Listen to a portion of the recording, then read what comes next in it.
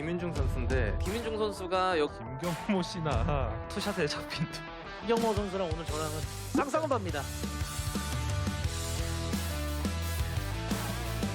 아 이게 김명훈 선수랑 김윤준 선수가 작당머리를 너무 많이 해가지고 시드 한 명에 젊게 뭉치고 원하는 사람이 0대더라고요.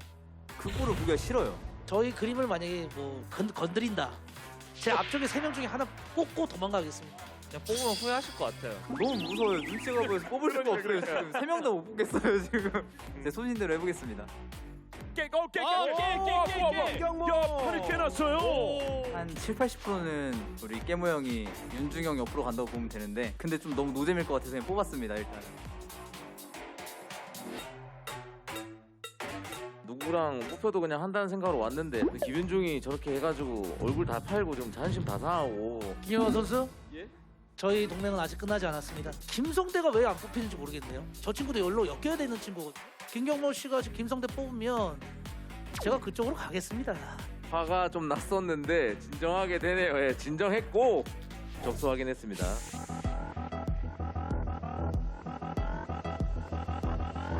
도재우 와. 야 도재우. 윤중이 형이 갑자기 안 온다고 할 수도 있고 그런 상황까지 생각했을 때 저도 토스전이 편해가지고 뽑았어요. 탑시드인 변현재 선수가 그 대진 변경권을 사용을 할 수 있는데 네. 이제 예전에 이제 좀 조지명식 때 좀 저 위에서 좀 희생한 적이 있어가지고 같은 팀 동생 그냥 한 명 살린 셈 치고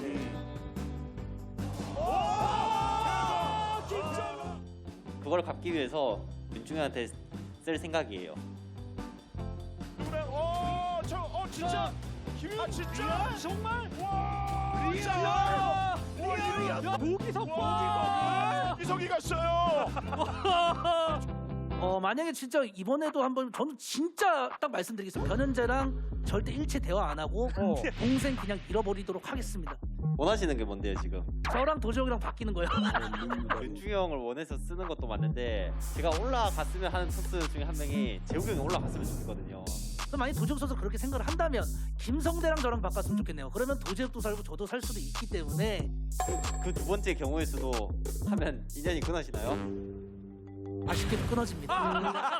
아쉽게도 네, 선택했습니다. 와, 이 와중에 선택을 했다고요? 이 우승자의 권한 변현재 선수의 선택은요. 원하는 대로 비포로 좀 보내줄 것인지. 하필이면 김인중 선수가 바로 앞에 있단 말이에요. 네, 선택 선택은요. 원하는 김현중을 들고 와, 비포. 변현재랑 정말 평생 가겠습니다. 예. 남 잘 되는 걸 보기 싫어서 해방을 좀 놓고 싶었을 뿐인데 꿈을 꾸고 있는 것 같아요. 저의 소신은 틀리지 않았네요. 뭐 한 줄라도 밝은 게 있으면은 좋죠. Today's matchup. 러시 유영진 테란. 깨모 김경모 저그. 액션 김성대 저그. 셔틀 김윤중 프로토스. ASL 시즌 13 16강. 브리겁 스튜디오 라이브. ASL에 오신 것을 환영합니다.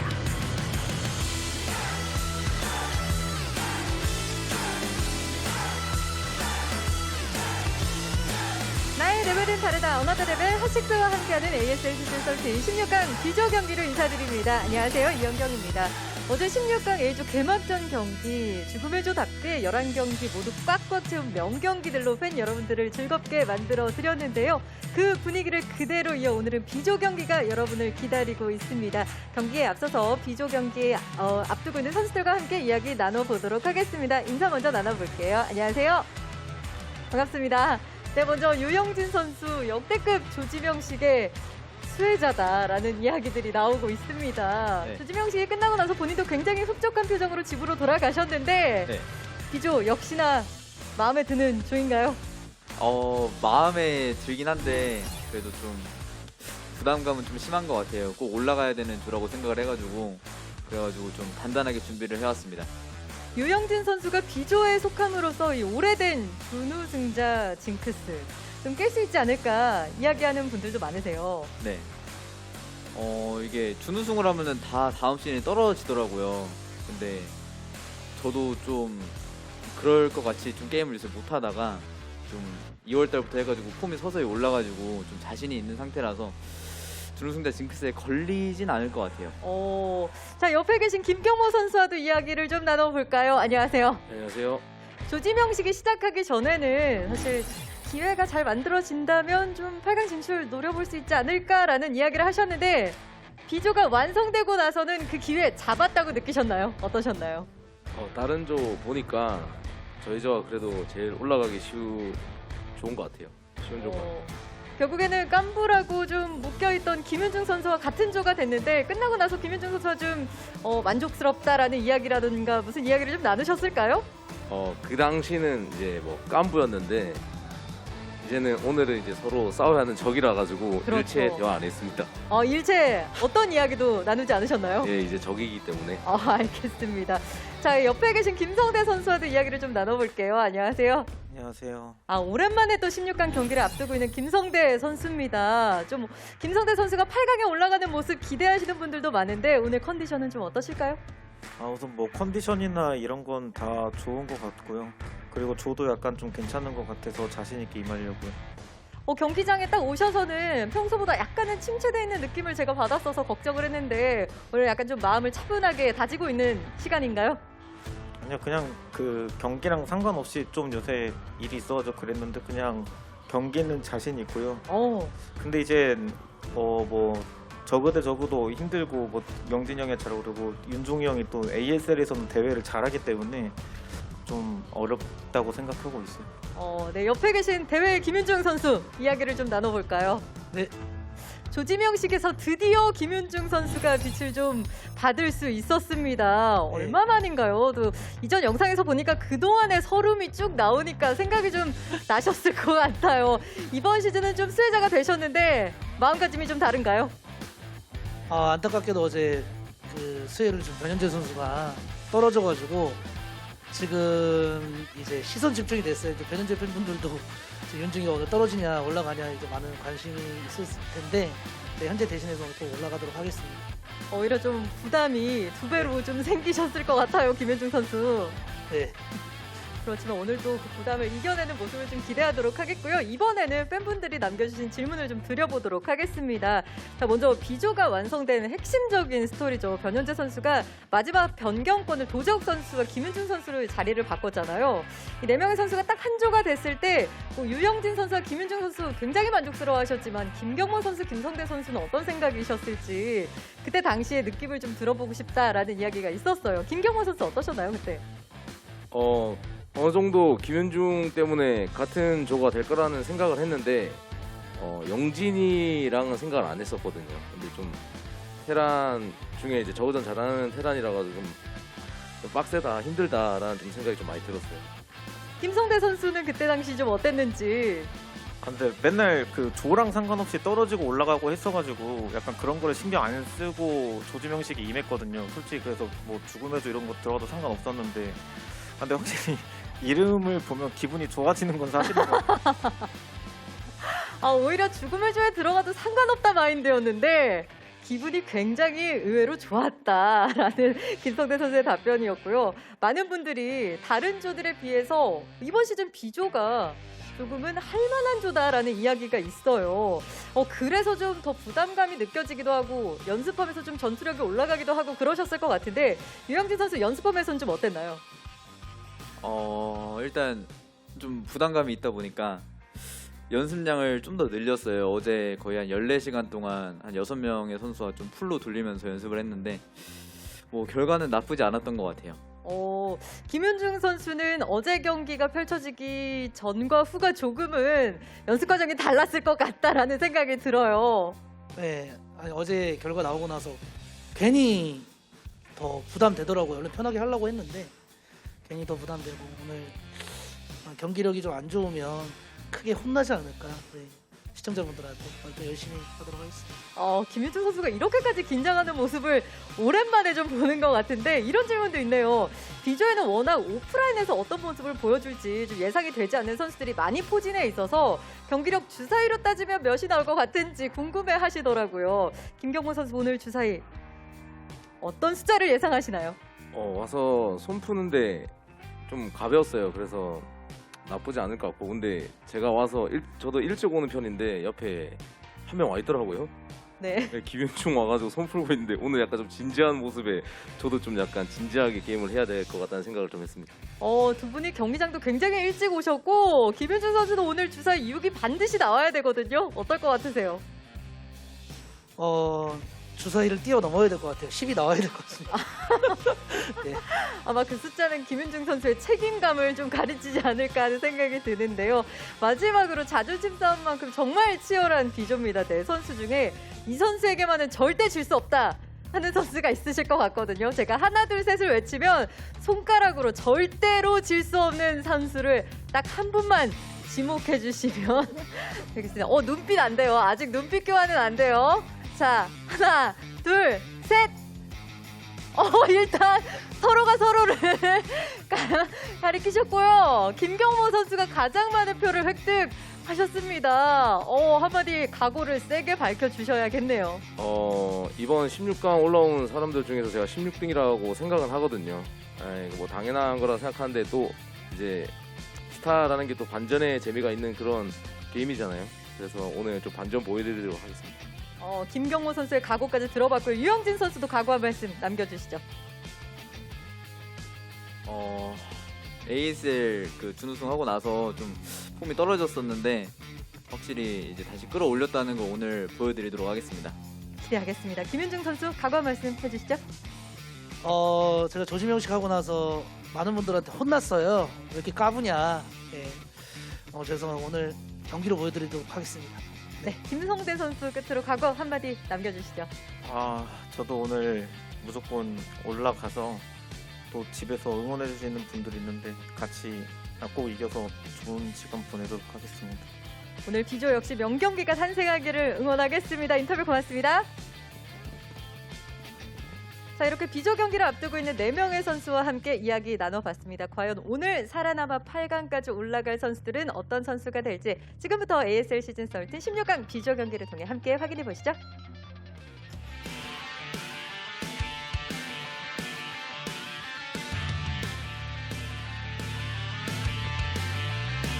It is time to start Group B here in the round of 16. What's up, everybody? Group A was amazing and epic. It was an insanely long evening. What is going to happen when we come into Group B? Guys, thank you for joining us. And, of course, thank you, Patreon supporters. We're in the era of new media now. And so if you love us, you want to support us, you can do it directly through patreon.com/ASL English. That goes to support us and the people that help support this English stream. I like how you say that, Tastosis. The era of new media. It's the era of new no media. Longer, This is no longer are we recording our videos with fraps. That's but we are right. still recording Brood War. So it's the era of new media. It's some of the oldest gaming media, but in the new media format. Just like, you could support streamers, you could support comedians, whatever it is. Now you can support casters. So, guys, we love you and we appreciate it. And in Group B here today, I've got some question marks looking at this group here. This was a group I think, probably with most people, not as excited about compared to Group A, C, and D. But I'm not sure. Who do you think is going to move on here, Artosis? Well, I think Rush is really clearly the favorite here, and that's not to say that upsets can't happen. I mean, the first game is a best-of-1, and these other players are very strong. Action and Shuttle are really, really strong players as well. But yeah, I mean, Rush has to be the favorite. I would say Action is probably the guy who should get out second place. But yeah, I mean, there are ways that upsets can occur. I would be extremely surprised if ggaemo is able to get out. But if he beats Rush best-of-1, he could beat one of the other players in that winner match. But if he doesn't take down Rush, it seems difficult for him to move forward. Yeah, ggaemo is a bit of the black sheep here in this group. I don't think we have really high hopes for him. I mean, we've already had some upsets coming into the round of 16. I think the biggest one, of course, is Mini. And he kind of did it to himself, and we've seen this with other pros in group selections where he picked light, and it's like, really, man? Like, You know, the fun part about the group selection is that we let the good players game the system a little bit, and it kind of forces the weaker players to face good players, and they don't end up getting paired against each other. But he picked Light, he gets eliminated, he's out. Yeah, man. I mean, oh my God, I just had something go on my eye, Tastosis. Oh, I'm sorry. You talk. I'm sorry. Cat here just flew in my eye. I'm sorry. You just talk. I don't know. That's okay. I lost my train of thought. You take care of yourself, Tastosis. But look, yeah, Mini is out, but the runner-up of last season, who, I mean, I guess you could try to call him the favorite of the tournament. I wouldn't go that far, but I think he is one of the guys with potential to win it. Is this guy right here, Rush? Rush is definitely one of the top Terrans. You know, we were trying to figure out if he is #1 Terran out, you know, with Flash in the military right now because of his performance last season, but seeing how Light's doing, you know, I think there's still a lot of arguments both ways there. And going up here against ggaemo. Now, ggaemo is very good, and I think that we saw that in the round of 24. But it's such a tough match. Like, Rush is extremely good Terran versus Zerg. But best of one, man, anything can occur. Yeah, I'm back. The thing is out of my eye. Sorry about that. I got to clean my my streaming room here. There's a lot of cat here floating around, and I got there. Yeah, look, Rush, I think he's definitely the favorite here. ggaemo has looked surprisingly strong for one of our players that I would say is probably in the lower ranks of everybody in the ASL pantheon here. But yeah, let's see what Game 1 has to offer here. Rush, I think, as you said, Tastosis, we're kind of looking at him as maybe the best, along with Light. I would certainly say he's the best of the modern Terrans that we have. But ggaemo seems to be very on top of his game, so this should be a fun match. Yeah. Let's see how it goes down. Vermeer is going to be this first map. It is a pretty darn big one, and there's a lot of gas on Vermeer, which I think can be very helpful for Zerg, especially if it gets to the late game. But Rush, I'm sure, is going to have plans to try to prevent that. Let's get into it, Tasteless. Game number 1, Rush versus ggaemo. All right, Rush versus ggaemo starting now here as we go into Group B. You know, Rush, I think definitely the guy that should be moving on to the finals of this group, but let's see what ggaemo's got. He's crafty, he's smart. We saw already in the round of 24, he knows how to win, and he might have some tricks up his sleeve here. And honestly, dude, I think he had one of the better performances in general in the round of 24. Just if you look at his games, he was crazy. It's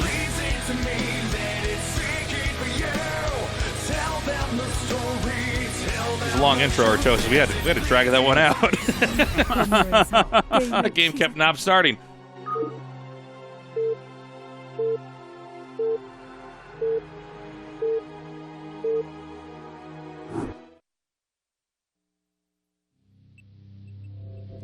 Right, in the top left, we have Rush. It's getting the Draco lips. Bottom left, we have ggaemo. This was that old joke that we had from WCG that watching Draco, or some people called him Draco, the Polish player, play, that it looked like he had... Was this your joke, or I can't even remember. Yeah. I think it was you, but that it looked like he was keeping a goldfish in his mouth while he played. And like it was like this weird puckered lip. Yeah, it looked like his mouth was full of something, and yeah, he had these puckered lips, and we joked that he couldn't swallow the goldfish until the game was done. And Rush was doing a little bit of that with his mouth earlier on. Mm-hmm. Well, yeah, this is exciting. I mean, Vermeer, like we were talking about previously, you know, it's one of these big 4-player macro maps. I think one of the important things to point out is that every expansion does have gas. Right. Which can make it just a little bit tricky, right? Like, if the economies really get going, that's very, very good for Zerg in this matchup, if the bases all have gas, right? Because literally anywhere you expand to is going to feed your Ultralisk Defiler for the late game. Yeah, it's a map where there's so many bases. It's quite different from something like Eclipse, where, you know, we kind of anticipate, if the game goes on long enough, for most, if not all of the expansions to play a role, taken or not, because there really is a limit to how much, you know, you can take on the map before, you know, things are basically settled until somebody reclaims an expansion. On this map, excuse me, and especially in this matchup, I mean, it's not limitless, but it's close to limitless for how many bases can be taken, and we already saw some insane games earlier in the round of 24 because of that. Yeah, especially Mong versus Sulky comes to mind where, Sulky is on like 8 bases, and Mong is holding on with mech, and it's just craziness. We'll see if anything like that ends up occurring here. But I think it's very likely that Rush will play a pretty standard SK Terran.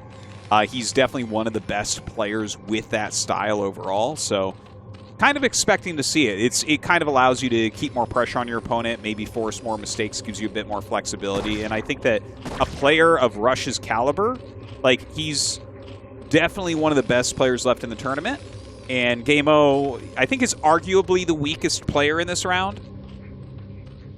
Yeah, I mean, arguably, yeah, but again, he did look pretty solid in his game. Oh, look at that, the gas steal. What are your thoughts on this?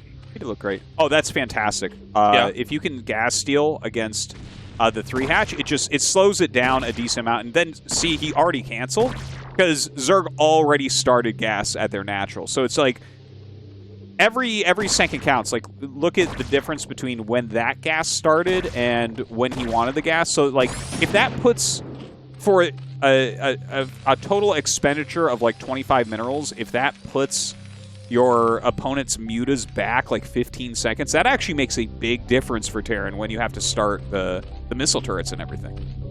Interesting. It's funny how you can kind of force the drones to go down there, and because these timings are so important that, even a little move like that can actually throw the Zerg off a bit.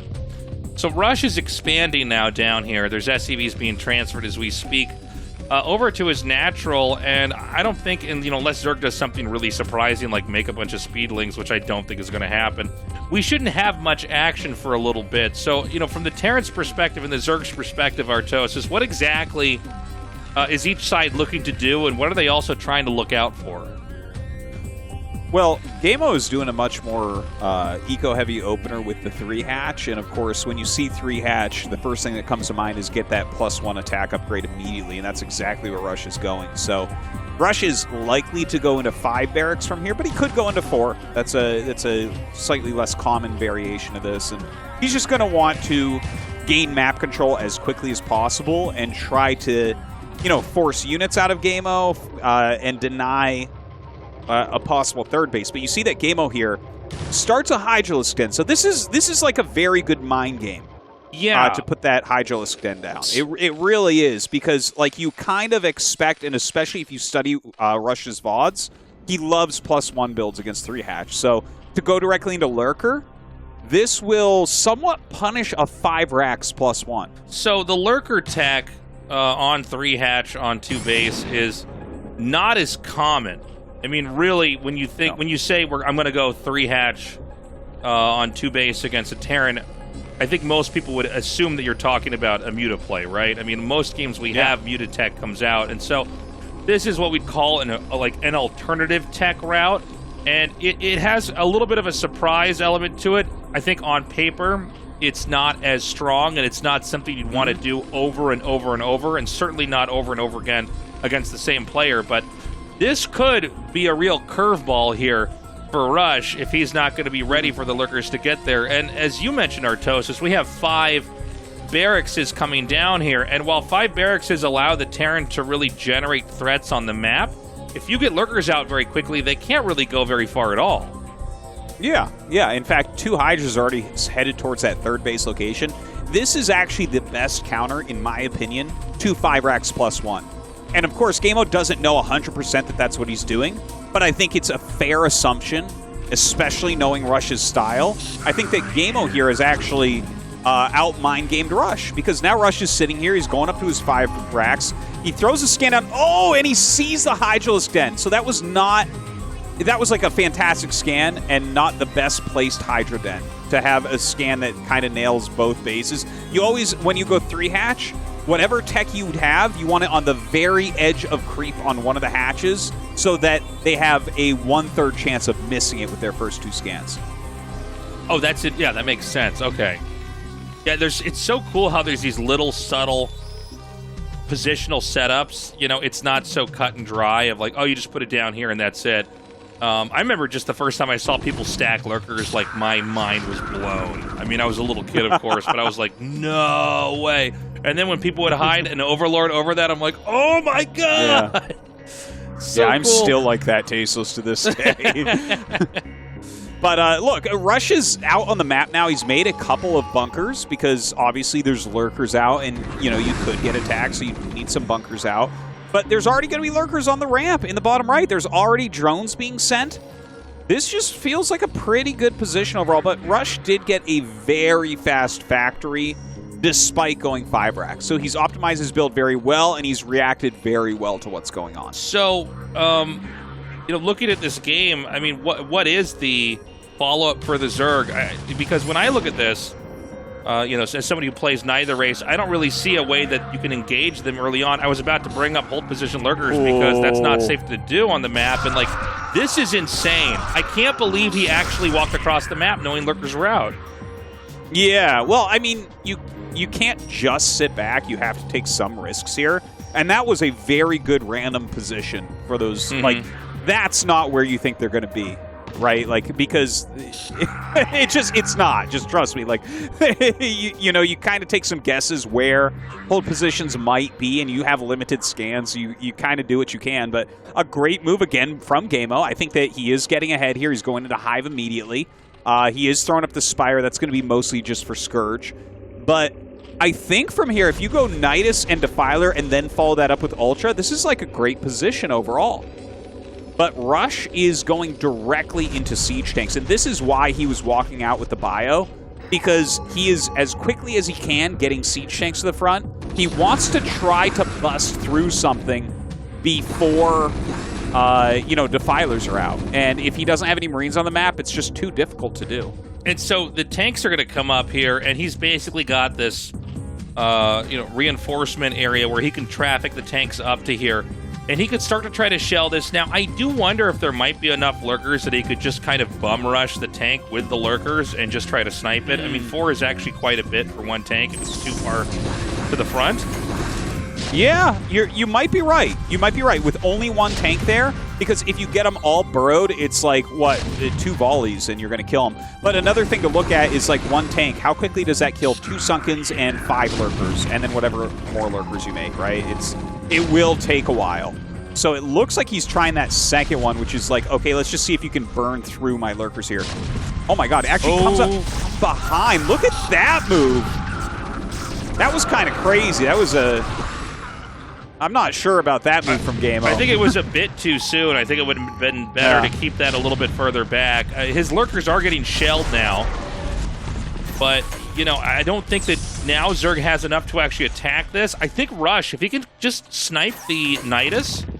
I mean, there's so much stuff next to the Nidus, but even the time it would take for the lurkers to unburrow and run through there, it could actually throw him off. Okay, here we go. He's going to move in there. That dropship is amazing. Like, this is a great add to this build. A lot of times you'll see someone get a vessel out so they don't have to scan anymore, but to put the dropship out, now it doesn't end up working, but I think that it was a really brilliant idea here from Rush. But it looks like we're just about, hell, the Defilers pop out right before Consume generally, so we should have Consume in just a second here. And that means that he's going to hold.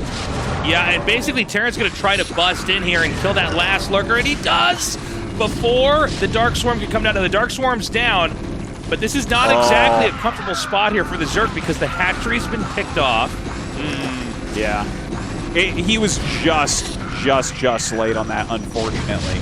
And in fact, even that lurker got picked off because it did not burrow quickly enough. Some Lings are coming out, but it looks like Rush has done some pretty critical damage here in the natural.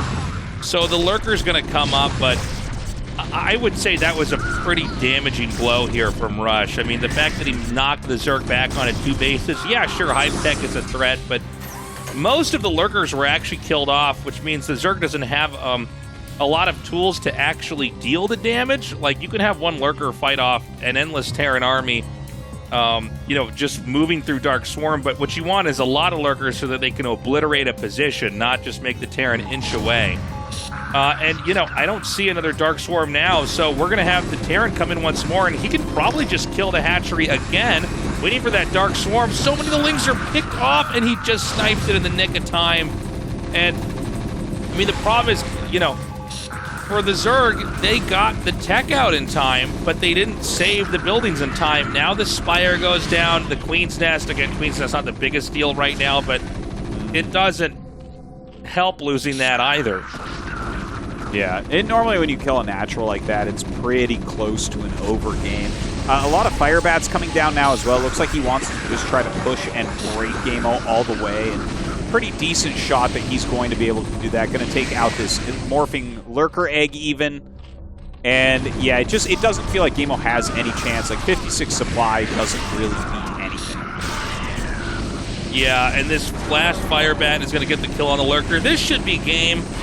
I mean, maybe there would be a way. No, actually not with the Dark Swarm gone. Maybe I was going to say maybe there'd be a way that the Zerg could drag this out, but that's going to be it. So GG Rush takes game one, and in a pretty commanding fashion. He was very much in control of that game. I think that was a pretty good curveball thrown there, you know, with the Lurker tech, but ultimately Rush, I mean, he knows what to do, man.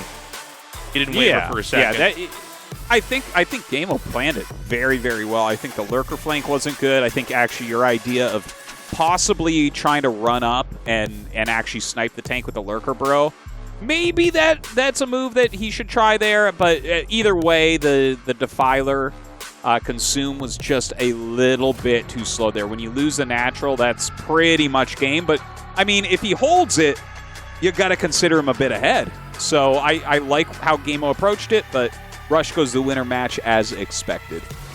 Yeah, and I mean, props to Rush. He's not out of this yet, but he is going to be one step closer to actually moving on to the round of 8.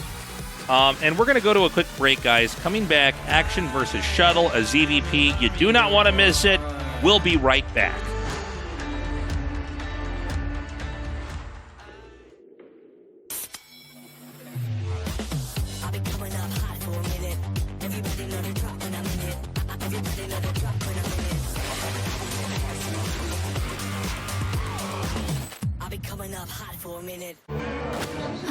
힘들어도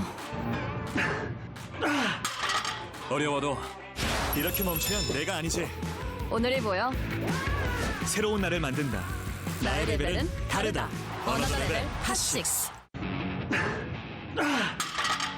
어려워도 이렇게 멈추면 내가 아니지. 오늘이 모여 새로운 날을 만든다. 나의 레벨은 다르다. 어너더 레벨 핫6. 아침은 라떼, 홀리 점심은 라떼, 홀리 저녁엔 라떼, 홀리 풍부하게 달콤하게 라떼 홀리. 달달한 충전이 필요할 땐 칸타타 라떼 홀리. ASL 시즌 세트 언리미티드. Welcome back, guys. Thanks for waiting. We're ready for the second best of one of the evening. This one will be a Protoss versus Zerg. Action versus Shuttle. I'm leaning a little bit towards Action here. He always impresses me.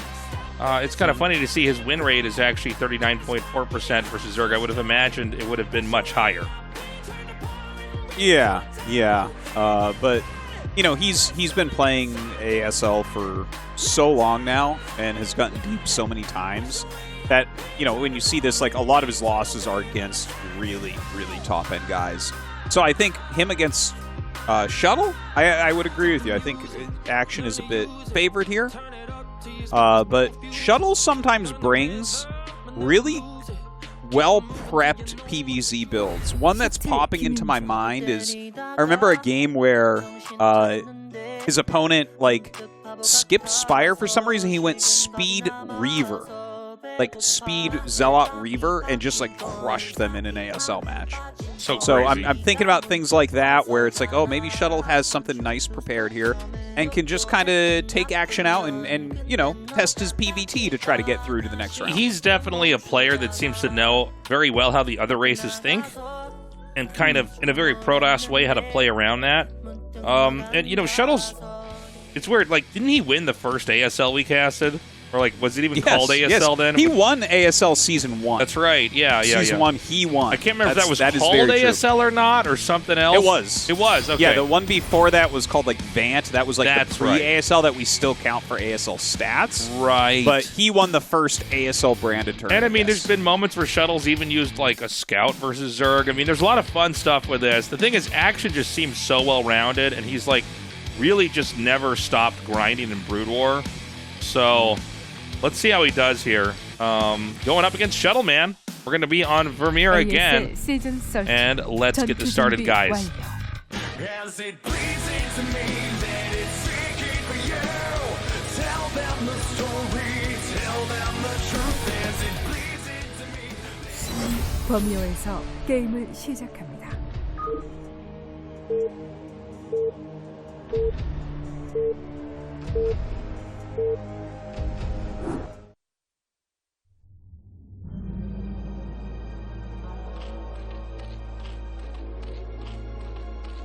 So we have Action there in the top right. And in the top left, we have Shuttle.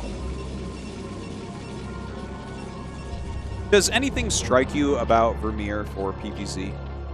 I mean, Well- I guess the one thing I was talking about that last matchup, like every base does have gas, so it's not one of those maps where you have to take a mineral into a gas base. I mean, you know, I mean, I look at a map like this and I just think, man, you would not want to let the Zerg get control of this map. There's so many bases that are all pretty easy to take and hold, you know?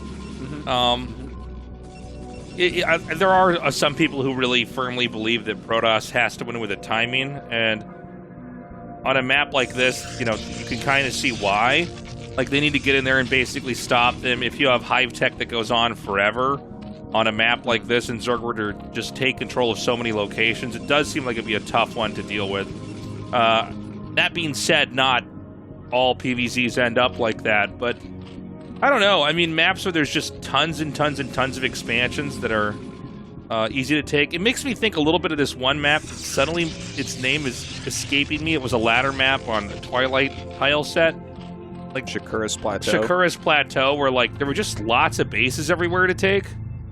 Well, Shakura's Plateau was actually kind of comical because everything was on like the edge and just like there was something. That map was pretty broken in like every match. But I mean, I get Shakura's vibes a little bit. I mean, we haven't tested this map enough to really know if that's the case, but I just want to kind of put that out there. Yeah, we've both talked about this. There were a lot of games where like you just didn't realize there was also a base there on Shakura's because there were so many bases. Yeah. No, that was a funny map. I liked it for a bit, but then eventually it was like, oh god, that map is no good. I'm really hoping that we actually get a new ladder season relatively soon here, because I would like to have some of these newer maps put in, like Vermeer. This looks like a map that would be really good for ladder, to be honest. Like, it seems really reasonably made, like we were talking about. Like, some pros helped put in a lot of info, a lot of their opinions, one from each race. So I'm hoping it plays out as they planned, right? Where it actually turns into a pretty well-balanced map where anyone has pretty equal chances. Yeah, I welcome this map for sure, and I'm really curious to see how, you know, it's going to be handled here by all the races and all the matchups. And if we do have some matchup where it's like, oh, this one's kind of rough for this race here. By the way, it's Gate expand into Nexus, although I believe there was a second Zealot made here. So there's going to be Zealot pressure early on. He needs to try to snipe a drone or two. I'm not sure if he's going to be able to get away with it. Well, the one he already damaged did turn into the Extractor. Nice drilling from Action. My god. That was actually so Look good. Look at that. That's really well done. I mean, it is a little bit on the Protoss for actually committing that far in there, but now he's just going to park this behind here. Sometimes the probe can try to hit the drones if you get the right position, but we're not going to get that far along here because we see Action just going for a surround here, and he's going to try to put that pressure on. A Nexus has started, and he's actually sending the second Zealot back since there was no drone over there at the Natural to try to snipe in that little fight. And this means that actually Protoss is pretty safe from any kind of retaliation. You know, the Forge has started here, and right now it looks like Shuttle's playing a pretty standard, several-year-old Gate expand build. You know, I don't know if we're going to have any kind of mini plays here with like cores and gases super fast before forges. I don't know if that's going to happen. It seems like Zergs have started to be a little bit more aggro. But I do like the hidden zealot down here at the bottom in case Lings do start to pressure. He can try to run back in and kill drones that way. Yeah, and I think Action actually knows that that zealot's out there because he's like it went under his overlord on the way out, but it never came back. So I'm fairly certain. Like, yeah, look at him spread his Lings out. He's kind of combing the map right now, taking a look for that zealot, but it feels like Shuttle put it out far enough that Action is not likely to find it. Yeah, one feature about this map is it's so big and open. And so, you know, these maps that have, like, the temple walls that we're kind of seeing there, I don't know if that's the proper term for them, but that's what I always think when I see that.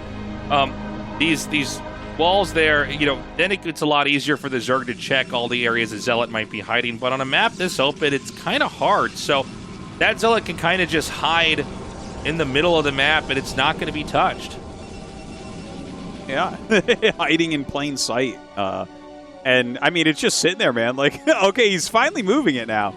His Zealot's moving out. The Overlord, of course, sees this. The other Zealot may be going towards that third base location. Now, is Action going to try to counterattack with these Zerglings? He has speed finish. Oh, my God. He's going to be able to get right by here. Yeah, he had the option to maybe go for the cannon, but then the probes came up and got the block. And so this is a little bit dicey right now for Shuttle. I mean, he could have tried to block that entrance. Instead, he's going to have a cannon making here in the main. These Zealots are going to come up here, and this might not quite be enough Lings to take on this number of Zealots. Drones are going to try to help out, but the damage can actually spike much more quickly here for Action if he doesn't manage to deal with these Zealots, especially if Shuttle has the ability to micro them well at all. Yeah, he's actually doing quite a good job. No Zealots dying quite yet. There is one in the red. Starting to go after some of these drones here as well. I gotta tell you, this is working out pretty well for Shuttle, it feels like. Yeah, well, Shuttle, you know, not only is he going to kill these drones, he's getting his scout, and he doesn't see any Hydras coming out here yet, so he knows he doesn't have to, like, freak out and make a ton of cannons in his main. And then the Corsair is going to come here and start to kill these Overlords. I think he might have enough time to get one before he pulls out. He never actually scouted the Spire, but he should basically know that a Spire's coming here, right? It's either going to be Hydras, or if it's kind of a naked second base like this, it pretty much means Spire.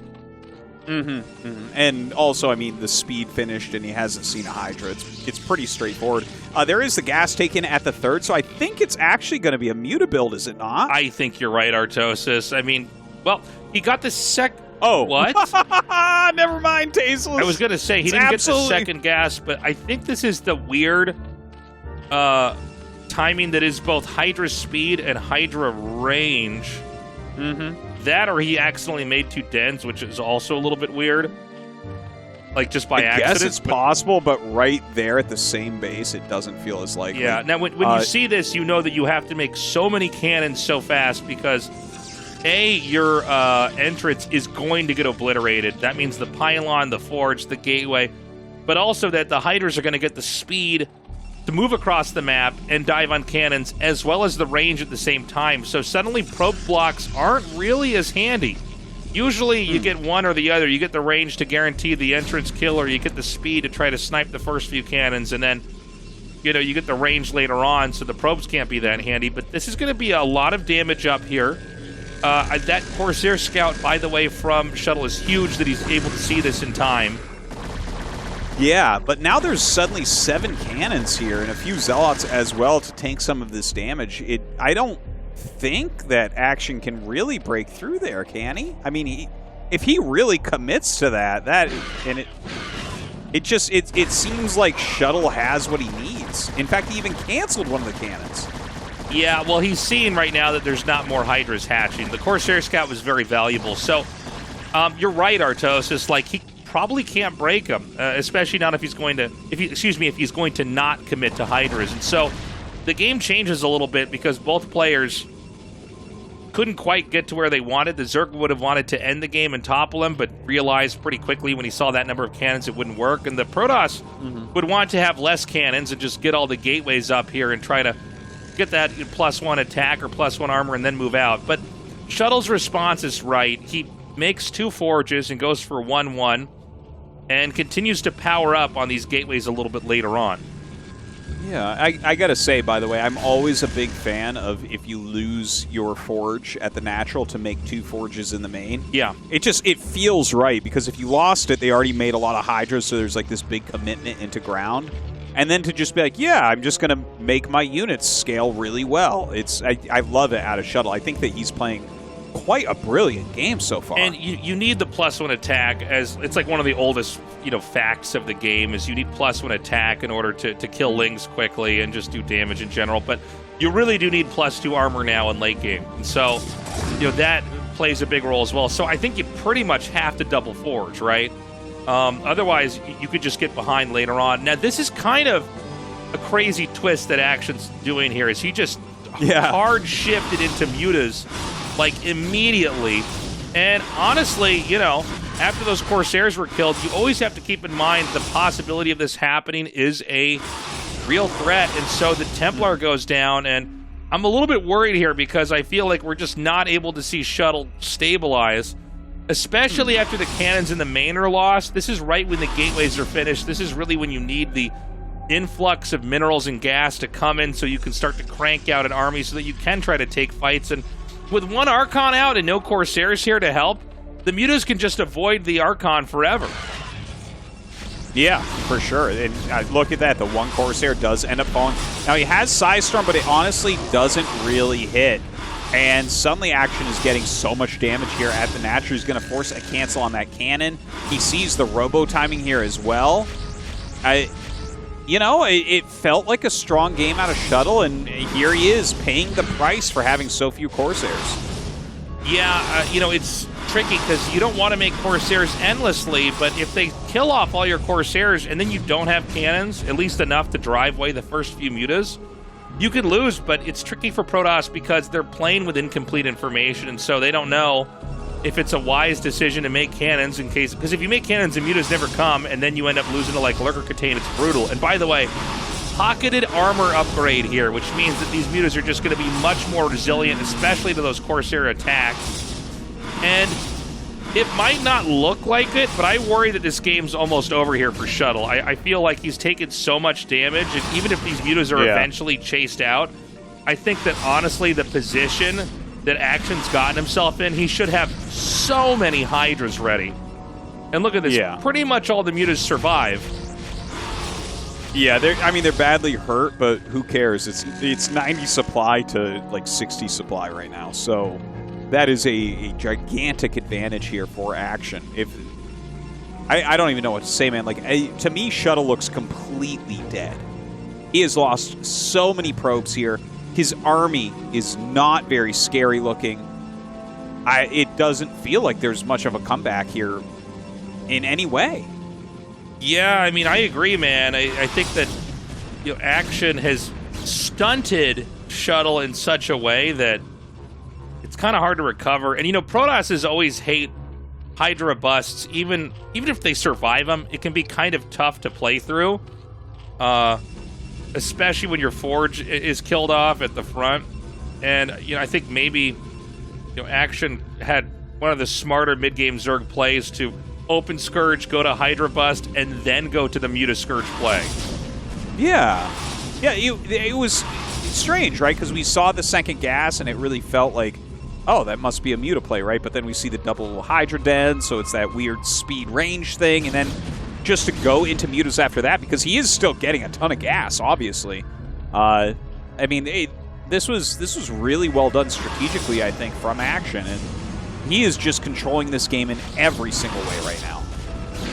Oh man, and one thing about getting the 1 Stargate, once the Corsair count drops to 0, one thing that can be done from Zergs is to just ensure that you always snipe the Corsair, and they're just burning through gas doing this forever. They're never going to have the Templars because of how expensive Corsairs are. They'll never have the Templars to just beat a Lurker Contain. Now, Action hasn't set up a Lurker Contain yet, but there's not much stopping him from doing that. He may just want to sit on 4 bases and hang back and try to mass up as well. There's many different ways to play this game from here, but I mean, I would love to see how many probes have actually been picked off in this game. Oh, I know. It's an absurd amount. Yeah, okay. He just I'm taps glad out. to see the GG. Well, it's so clear that Shuttle's dead at this point. Like, he couldn't do anything in this game, unfortunately. And it felt like he opened really well. I liked a lot of the things he was doing. Just those mutas caught him so off guard. Yeah, definitely a frustrating loss. The way that Action used his tech to weave and bob and zig and zag and really continuously try to catch Shuttle off. But even though Shuttle was hanging on for a little bit, it was the muta play that completely flipped the game upside down, and there just wasn't that much that Shuttle could do from there on out. Well, Action gonna go to that winner's match against Rush. That is gonna be a best of 3. I'm hoping we can get to some late games there where Action can really show his stuff, but I'm a little bit nervous about that. Whereas now Shuttle has to go down and fight ggaemo, who looks honestly just as scary in Zerg vs Protoss right now as Action does. Yeah, that is a good point. I think ggaemo may be eliminating Shuttle here. We'll see. But first, we're going to have Rush in action, and this may be the very best match of the whole evening. Guys, we're going to get to that best of 3 after this short break.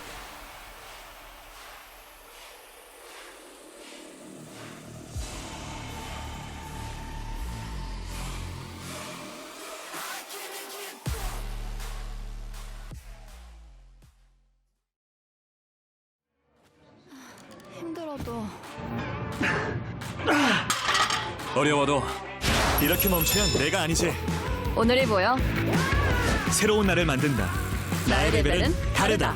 어너더 레벨 핫6.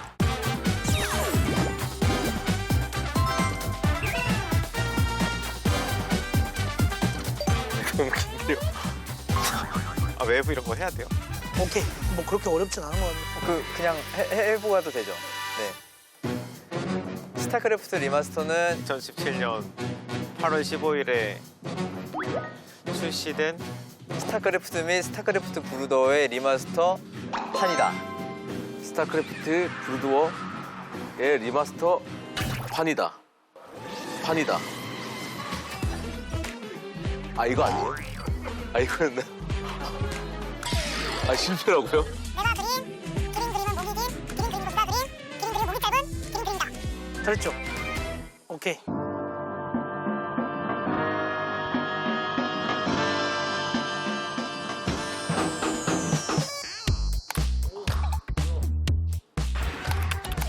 아, 코세요.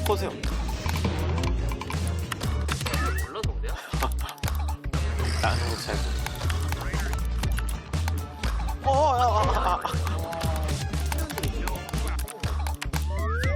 몇 번 자주 봐주는 것 같은데?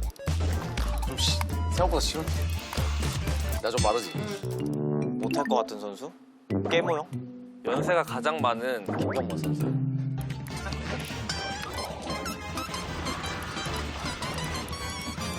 시민을 찾아 죽이라고? 이거 잡으라고요? 아, 너무 서운한데? 네. 이런 건 잘하죠. 일단 제일 중요한 거는 라운드 시작할 때 드래그를 해야 돼요. 라운드 시작할 때 뭐? 드래그를 미리 해놔야 돼.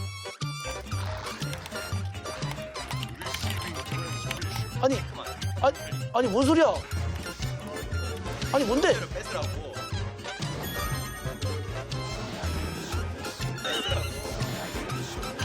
그래서 뭐야?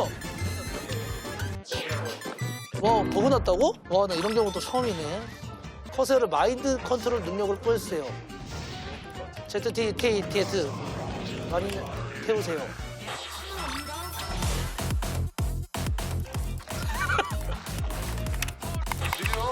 아니, 내 마우스가 아니야. 야, 이거 아니야.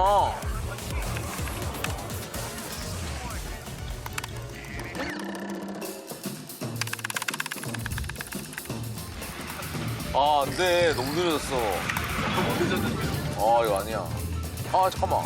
아까 안 하는 실수 왜 이렇게 해. 괜찮았어.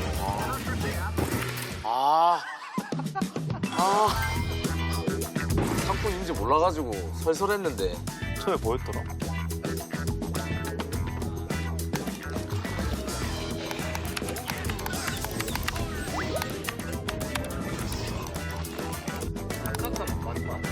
맞아.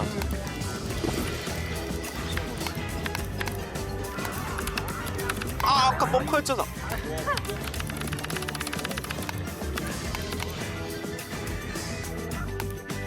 아! 집중, 개집중. 누가 제일 잘하고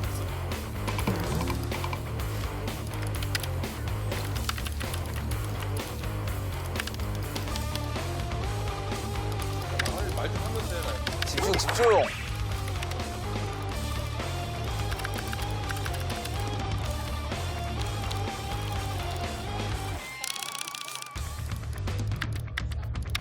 아, 좀 26 아닌가? 할게요. 예.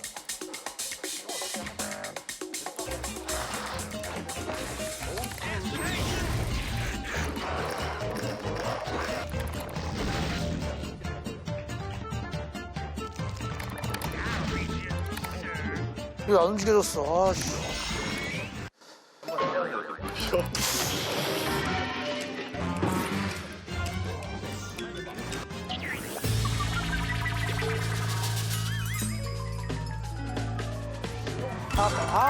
그래도 뭐.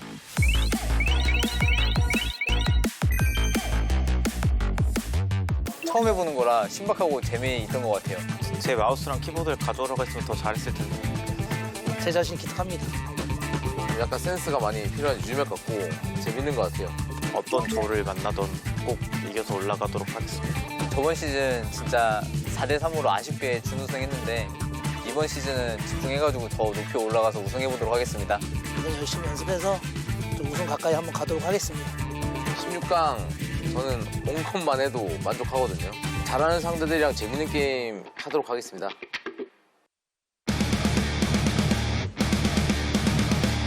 We're back at the ASL. We're here in Group B, and we're ready to go to the winners match. Somebody's going to go to the third spot. Actually, only two people could.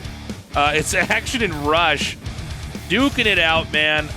Both these guys looking very, very scary. I mean, we already saw Rush play amazingly in this matchup, but honestly, Action had some big brain stuff happening in that last ZVP. So this should be a really fun best of 3 to cast. Yeah, and look at this. We're starting out on Eclipse.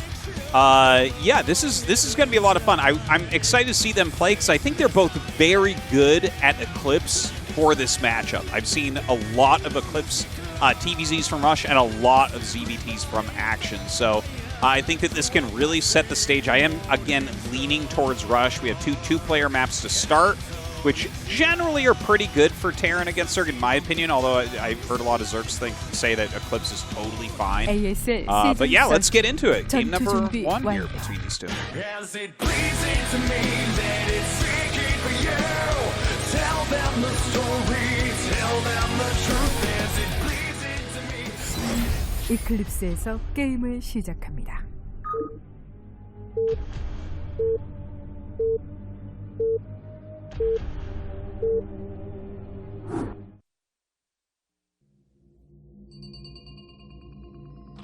So we have Action in the top right. In the bottom left, we have Rush.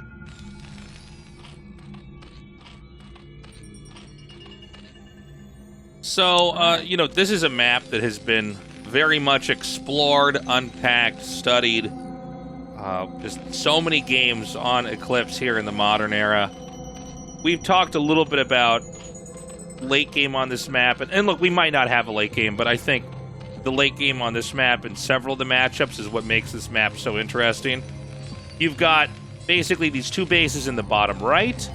And then you have these shared expansions that both players can grow into towards the upper left.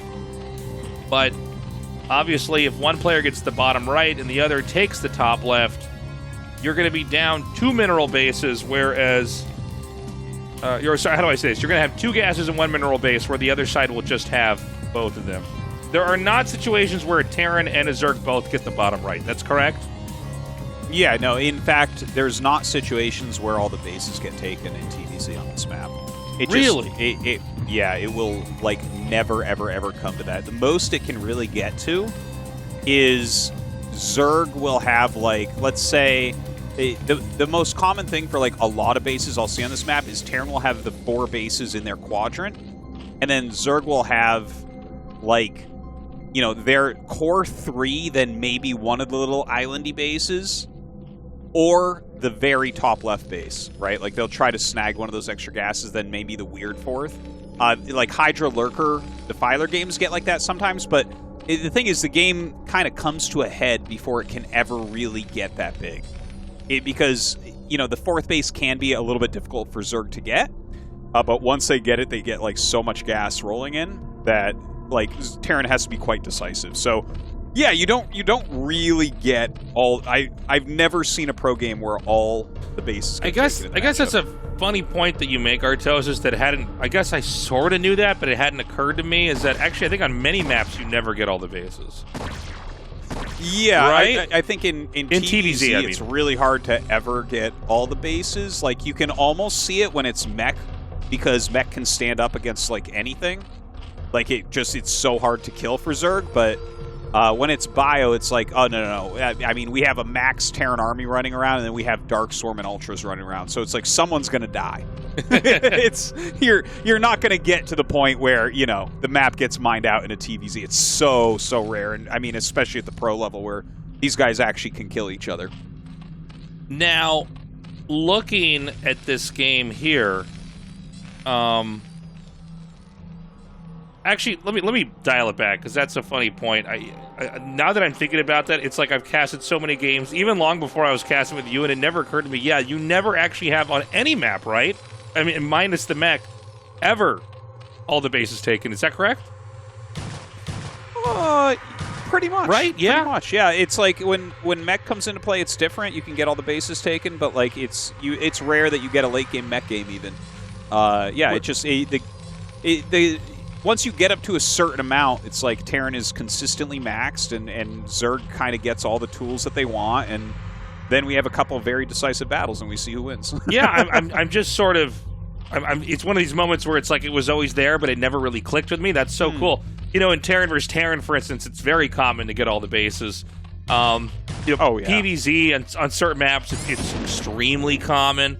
PvT, it's actually, it happens all the time. So that's just a funny thing to think in this non-mirror matchup, that it's pretty hard to see that kind of getting to where it is.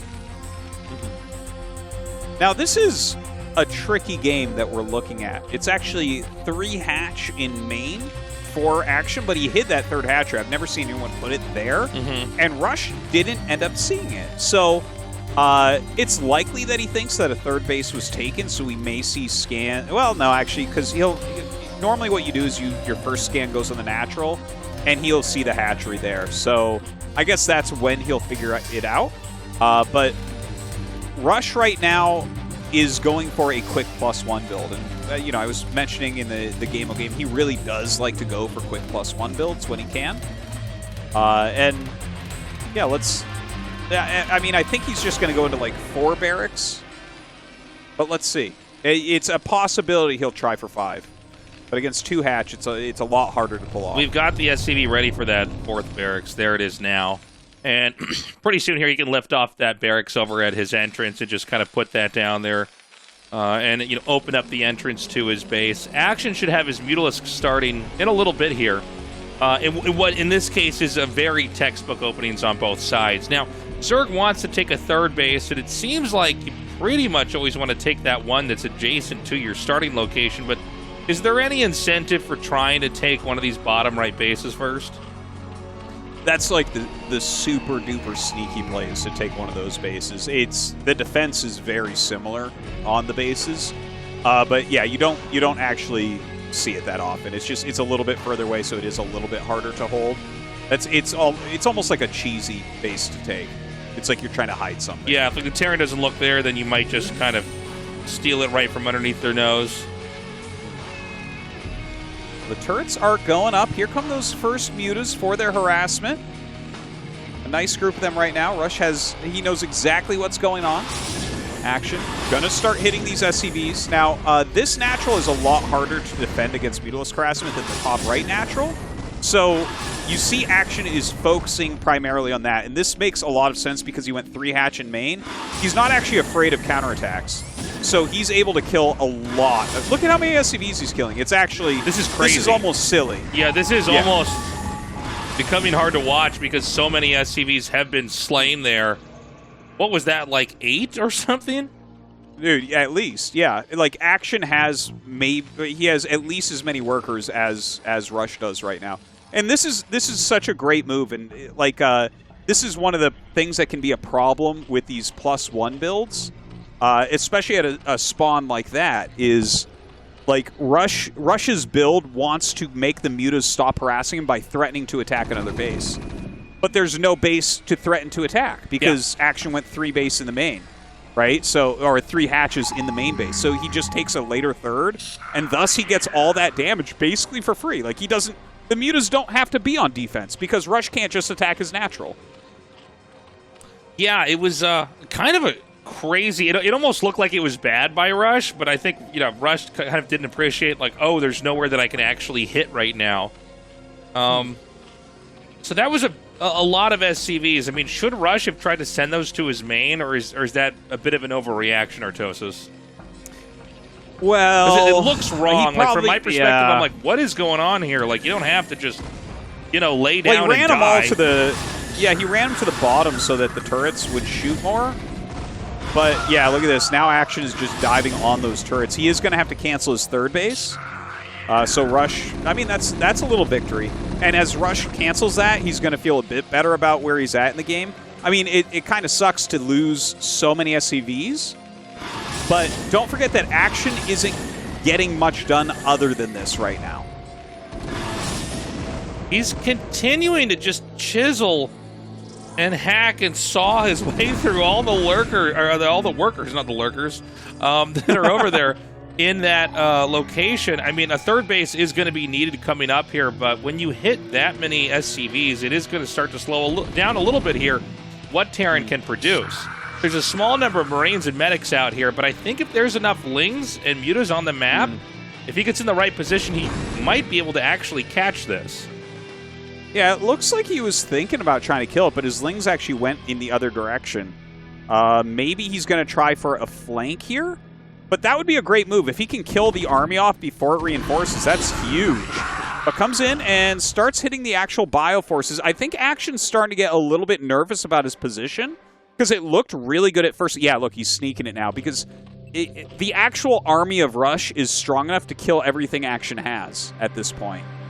And Action, he did a lot of economic damage, but he needs that 3rd up, because you can't win on 2 gas. Unless you literally kill them with the mutas, it's not going to happen. Yeah, for all the beatings that Rush has taken, if the Zerg sits on 2 bases, it's one of the most straightforward ways for the Zerg to just end up losing. Zerg gets really powerful for a little bit on even bases, but they have to maintain their growth. And so now we're seeing 2 bases throw down in 2 very different locations. And part of the idea here is that maybe Terran can't get to both of them in time, and so one is going to stay up. Meanwhile, the Defiler Mound is about to finish, and so the first thing to be upgraded here from Action is going to be consumed so that he can get the Dark Swarm out and get us into that next phase of TVZ. Huh. This is a very weird game out of Action. Yeah. Like, he has double Evos right now for his Lings, and I think I saw an Ultra's Cavern and a Defiler Mound. Am I crazy? Did I see an Ultra's I saw Cavern? the Defiler Mound. I didn't see the Ultra Cavern, but I definitely haven't seen a Hydraless Den. I thought it might just be Crackling Defiler, but he should have enough gas to get an Ultra or 2, right? Well, on 2 gas, you can't really go Defiler Ultra. You're, like, low on both. You have, like, one so Defiler normally, and that's one why Ultra. you go... Yeah, which, I mean, that's a great combo, but not very strong overall. Now, he will lose this base, but as long as he gets 1 up, he's going to be happy. But he, like, he can't lose his 12 o'clock 3rd now. He has to get it up. Okay, this is a big trap over here from Action, and being able to flank these Marines and medics means a lot of them are going to get whittled down here.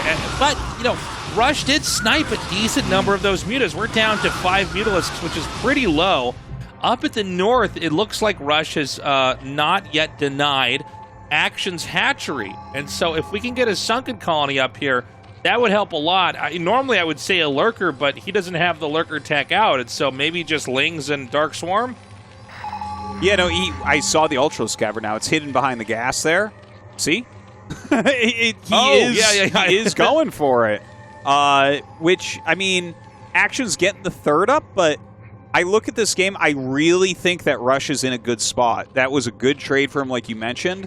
This third base is very late. He's going to get that gas up ASAP. He's thrown down a Nidus as well. But now we have Vessels out, so you're going to have to continually be making defilers here, and Rush is very good against that. And he's very good against Ultras as well. Like, his macro is second to none. Thinning out that Mutalisk count was pretty ingenious because you really do need the Mutas in high numbers for them to do damage in combination with the Lings. And now an Irradiate comes down, and Action hasn't split yet. I think he might end up losing. Okay, he does pull it out at the last second, and that's going to be only 3 Mutas remaining. Meanwhile, an attack on just Lings over at this ramp. Yeah, and I mean, this is... I guess it's kind of like a good way to create a door that shuts this out, but honestly, I'm getting a little bit worried here for Action. This is such a wonky composition. Yeah, now he ran way around the map to get this into the natural, and Dark Swarm in the natural is one of the scariest things, and this will slow him down, like, quite a bit. Because, I mean, you got to wait for the Dark Storm to run out because that Ultra's just going to sit there. You just cannot kill it. But, yeah, I mean, it's a good stall tactic, right? Like, it is buying some time. This is, right now, Rush playing against an early game Warcraft 3 comp here. Like, it's like, can he stop Action's Death Knight and 4 ghouls? Well, there's a lot of Vessels out right now. I'm sure the upgrades are continuing beautifully here for Rush. Of course, Action as well. Action's starting to run around with the Ling Ultra, but Rush's army, without any doubt, is stronger right now. So Action still needs to buy more time. He needs to slow him down because he's not ready to win a straight-up engagement. So the Terran is just outside of the third base here. Now, if the Terran kills the third base or kills the natural, it's over. But the issue right now is that I don't know that he can get in there. I think Terran has a little bit more time before the third base for him has to be taken. But this has been a funny game. You know, we don't often see people completely skip lurkers in a game like this. Coming down here to the bottom right, there is a fourth being taken, and there is a Defiler here. With the Irradiate, he'll have to figure out how to get one more Defiler down there unless he can get a Nidus set up there, but it's getting kind of weird here. I've never quite casted a TVZ like this.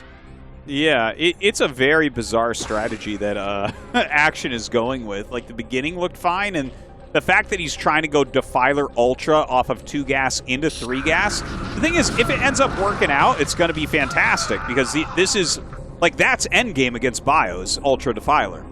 But without those lurkers, you can see how tenuous his hold on these bases are, right?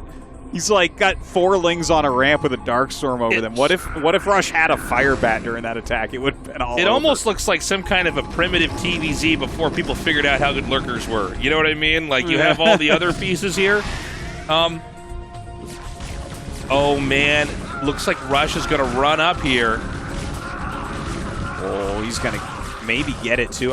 You know what? I guess the couple Sunkens did some good work there, and there was an Ultra that got out. A Defiler coming over to the side. Maybe a Plague gonna go down. Oh no, just uses the Dark Storm there. Double Dark Storm. So once again, he has a Dark Storm on the ramp, holding on. But Rush gonna bring his Vessels out now. Look, that's a fourth base. Yeah. If he gets that up in mining, this goes from Rush kind of dominating the entire game to suddenly, oh no, we're on a clock. You know, I wonder if it'd be better to just get drop ships. The thing is, like, when you have an Ultralisk there and you just keep Dark Swarming this, it's like it's like you've just shut a door. Like, they can't get in here, right? Unless they have a Fire Bat or something. But, well, go ahead. Terran are like vampires tasteless. You have to invite them into your home to allow them in. I gotta go. Sorry, Tastosis. I let you wear that one, man. Now, this is like such a weird... It is. It's such a weird game. I'm just not used to seeing a game where there's actually literally no lurkers, you know? I get it when they have like just a couple, but like when there's actually none, and I just watch like Lings like hope that they're fat enough to block the ramp on Eclipse. Like, yeah. And like I think no, it is weird because it's got the Defilers as well, which I mean, Crazy Zerg is a normal comp. We see that a fair amount, but to go Defiler Ultra, like you can see how strong the Vessels are against this because you just don't have much of either. That's why you normally go with the Lurkers at first, and then you get your 4 gas, and then you're like, okay, now I can add in those Ultras. But, you know, he has his 4th gas. He has lived throughout it. Rush has taken a couple bases, but this is, like, it feels like we're on a clock right now for Rush. Like, he has got to get something to happen. He's still hitting great irradiates. He's still macroing well. But now Action actually has gas to spend. Yeah, that is true. Action's getting to the point where, like, even though it was barely hanging on, it was kind of a weird way to play the game. He is starting to become a major threat here, and the fact that Terran, you know, doesn't really have secure positions at these new bases yet means like things could really fall apart pretty fast. The Terran main should be mined out. Do you actually know the exact time the main is supposed to mine out, by the way? Oh, no. I don't know either for the matchups, but I mean, assuming that you had a pretty normal game, there's probably a period where you can just kind of guess they're going to be all mined out. But yeah, but look at this, Tastosis. Like he Dark Swarms and Plagues and kind of gets rid of that 3rd base for now. This is getting very sloppy. You can see Action supply catching up to Rush. And this is, like, I think Action is actually taking control now. This is the worst-case scenario when your opponent starts to gain map control with the Ultra Defiler, because once the Defiler gets there with the Ultras, nothing stops that. Yeah, man. I think that this 4th base here for Terran is going to be the next target. You know, the main and the natural are mining out. Terran has, like, a ridiculous amount of Medic Marine. So they may stay alive a little bit longer. That 4th gas should be kicking in about now. The Irradiates are taking out these Ultras. Oh, that's a... Now, Artosis, explain that to me. So he probably just had that floating somewhere, and it looks... He might literally not have a spot that fits in his main base. Like, look how clogged that main is with buildings right now. Okay. So he may have just thrown that down in the heat of the moment, but yeah, that's not normally where you make your physics lab. That's not so weird, and that's painful as well, because in a game like this, you definitely do want BCs to have that production interrupted. Those bad boys take like 84 seconds to make, man. It's funny because like there's no hiders in the game, so you really actually have to kill them with like Spire units here. There's no other way to fight. Maybe a Plague or 2 as well. Yeah, actually, in this type of game, what you'll end up going for is like mass spore colonies a lot of the time, where you're just like, okay, well, this will slow them. And we'll use plagues and whatever, and we'll see if we get them. Okay, so he does get the Dark Swarm down there. Terran is up on 4 bases, and it looks like we may actually have him try to break here into the entrance. I think he ended up killing what was the Nidus over there, so... If there's no Dark Swarm up here, well, I guess I spoke too soon, but, you know, if you can actually just bust down the natural, that's another way to end the game. You know, Zerg is a funny race where sometimes you can just get in there and kill all their tech, and then they have these stupid island locations that they can't fill in anything correctly, and they die a little bit later on. Yeah, that is, it's like a funny way. You don't see many TVZs end like that, but yeah, if you can plow through and kill their main, man, they really don't have too many options from there. Some more Radiates going down. Action continues to hold these bases, and we're seeing the vessel count begin to get reduced, which when they switch into BC, you really want to continue to keep those vessels alive so you can continue to make BCs, because if you run out of vessels, like, you do still need to make them. Looks like another big attack into the 4th base. That is going to be killed off very quickly. And you can see how rapidly you can just topple a Terran's position with the Ultra Crackling. I mean, Cracklings are kind of an insane thing. I mean, they just do so much damage. Now, he irradiated that 1 Defiler. There should be 1 more Dark Swarm cast over here. But when that dissipates, Terran might try to dive in again and just see what you can't get. Yeah, Rush still definitely has his chances here. He's only up by like 20 supply now, so that's not that big of a supply advantage, but he still has a decent amount of vessels. Trying to get in here and make something happen. Another Dark Storm goes down. Yeah, you can't do anything there. The D-Matrix already casted before he can really stop it. Now a counterattack hitting this third base. I think Action's very close to taking this game right now. It's so funny because Terran has so much muscle on the map, but if the Zerg never really engages with it, what exactly are they supposed to do? Wouldn't mind seeing a couple of mutas try to engage these science vessels. They're all super low on HP. I mean, you could have that, the glaives just bounce off of them and combo that out. And that's like a great way to just kind of force the ending of the game. If you don't have those irradiates to weaken the ultras, to, you know, throw down defense matrices and pick off important units like defilers, like you don't have much of a chance. Look at that, another couple D-Matrixes, like he's trying to use all this energy, he's trying to make something happen, but you can D-Matrix a Marine 1,000 times, it's still not going to kill anything under Dark Swarm. And I don't know if this command center is going to be lifted. He might actually just lose it, which would be a real bummer, man. Rush is probably going to drop this. It's gone. Oh, dude, I think you're right, Artosis. That's it. GG. Action looking very sexy today. Yeah, that was a very impressive feat because Rush kept him on 2-base for a very long time. It felt like Action maybe overplayed his hand a little bit, and he was just kind of barely holding on. I think that he stalled out Rush just enough, got those bases up, and Rush just couldn't get any killing moves. Like, if he had killed either the third or the fourth one time before we kind of hit that critical mass for Action, I think he would have taken it. But was unable to make that happen. Those 4 lings on the ramp with a Dark Swarm were just too strong. Man, that's such a funny game. No lurkers, guys. He's done one of the unknown ASL challenges. We need to have something unlock at the top right of our screen. Beat one of the greatest Terrans without making a Hydra Den. Okay, check. Yeah. Well, we're going to be going to Butter for set 2. It's another 2-player map. Do you think Action's going to play similarly to that? I don't think so. I think that was specific. I don't think I've seen any Butter TVCs yet, have we? I don't believe we have. We've actually not seen Butter very much, to be totally honest. But I guess we're going to have one now. Guys, this is game 2. Right now, Action with a 1-0 lead. The winner gets the 3rd spot in the round of 8 in Season 13 of the ASL. 버터에서 게임을 시작합니다.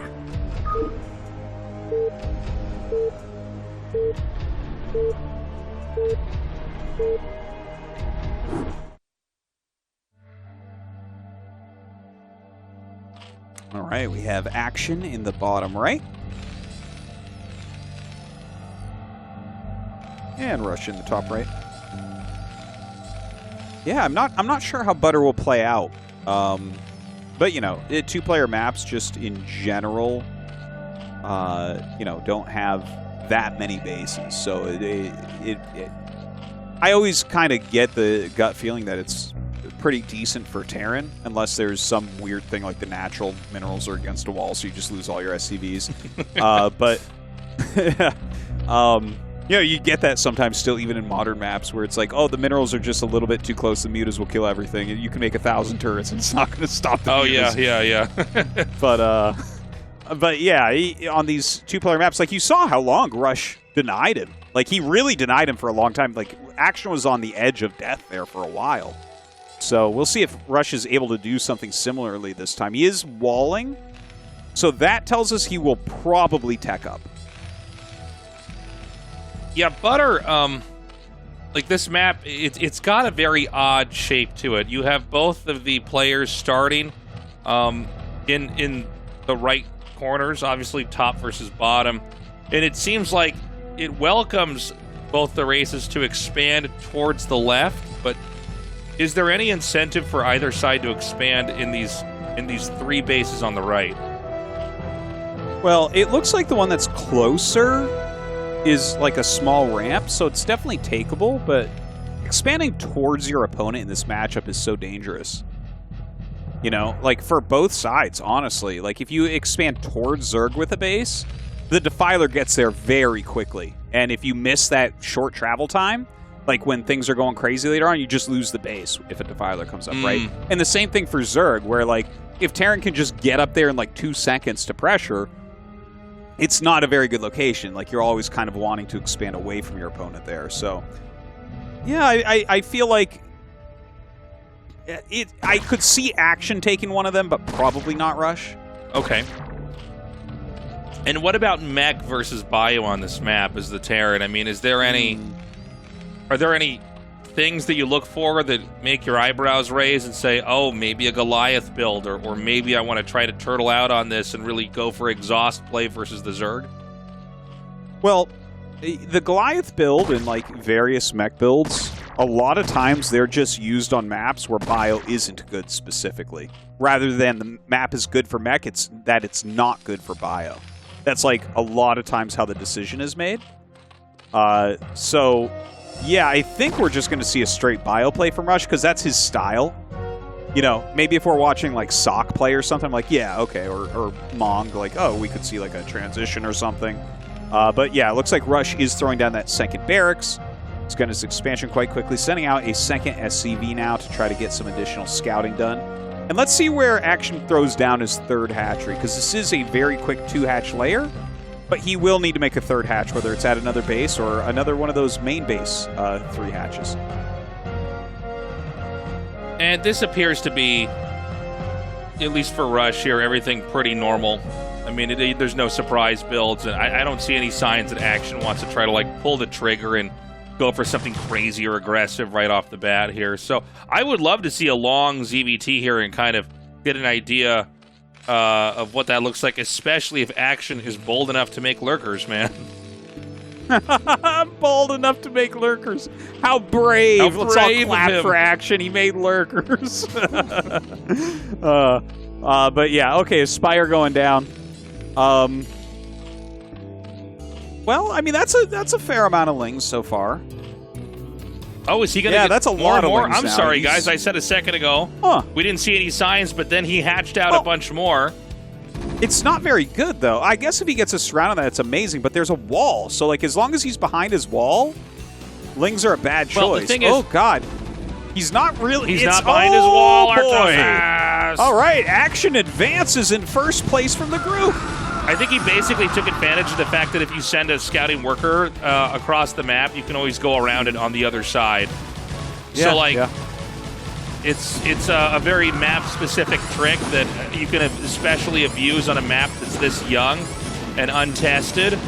And, yeah, I mean, he basically knew that even though the wall is there, you might not actually have it plugged up. And so, GG, damn, dude, that was quick. Yeah. Remember how, like, a minute ago, I'm like, I don't see any signs that he's going to attack, and then everything that I thought was a drone turned out to be a pair of lings? Yeah. Yeah. Yeah. Well, it certainly does happen sometimes. Rush took some additional damage on his SCV. You got really greedy, decided to pull it back immediately, and the other one he sent out the wrong, like, the wide way. And as you mentioned, like, you're bringing your SCV around, like, the long way. Sometimes they just make a bunch of lings and send them. And Rush was not set up for that, and he just instantly dies. So, I mean, good killer instinct from Action, no doubt. A very Brood War moment, one we've all had if you played Terran, where you think you're okay, and then you go back to your natural, and suddenly all your Marines are dead. You know, he has that killer instinct, Artosis, like you said, and that means he's going to get that third spot here, and God, got to be a frustrating loss there for Rush. 16강 비조 경기 함께하고 계십니다. 오늘의 첫 번째 8강 진출자가 탄생했는데요. 바로 저그 김성대 선수였습니다. 지금 바로 만나보겠습니다. 축하드립니다. 감사합니다. 오랜만에 16강 경기였는데 이렇게 엄청난 경기력으로 또 상대 심리를 꿰뚫는 경기력으로 8강에 진출하셨습니다. 이렇게 가장 먼저 올라갈 거라고 좀 예상을 하셨을까요?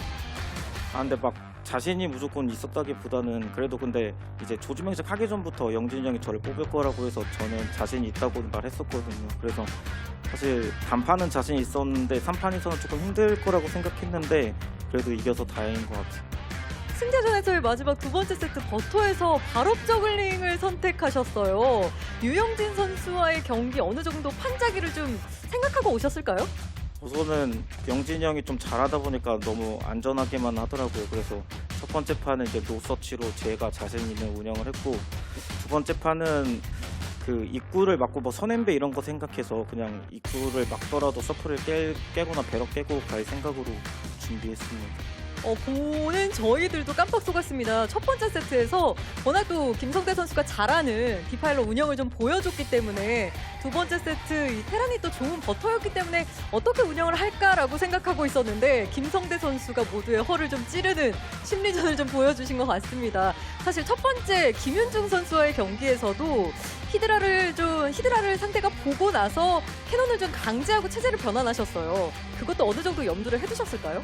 아니요, 토스전은 제가 이제 연습 과정에서 솔직히 토스전은 자신이 있는데 막 틀을 정해놓고 하니까 다 지더라고요. 그래가지고 그냥 경기장에 와서는 그냥 평소 연습하던 대로 그냥 아무렇게나 해야겠다 해가지고 했더니 잘 통한 것 같아요.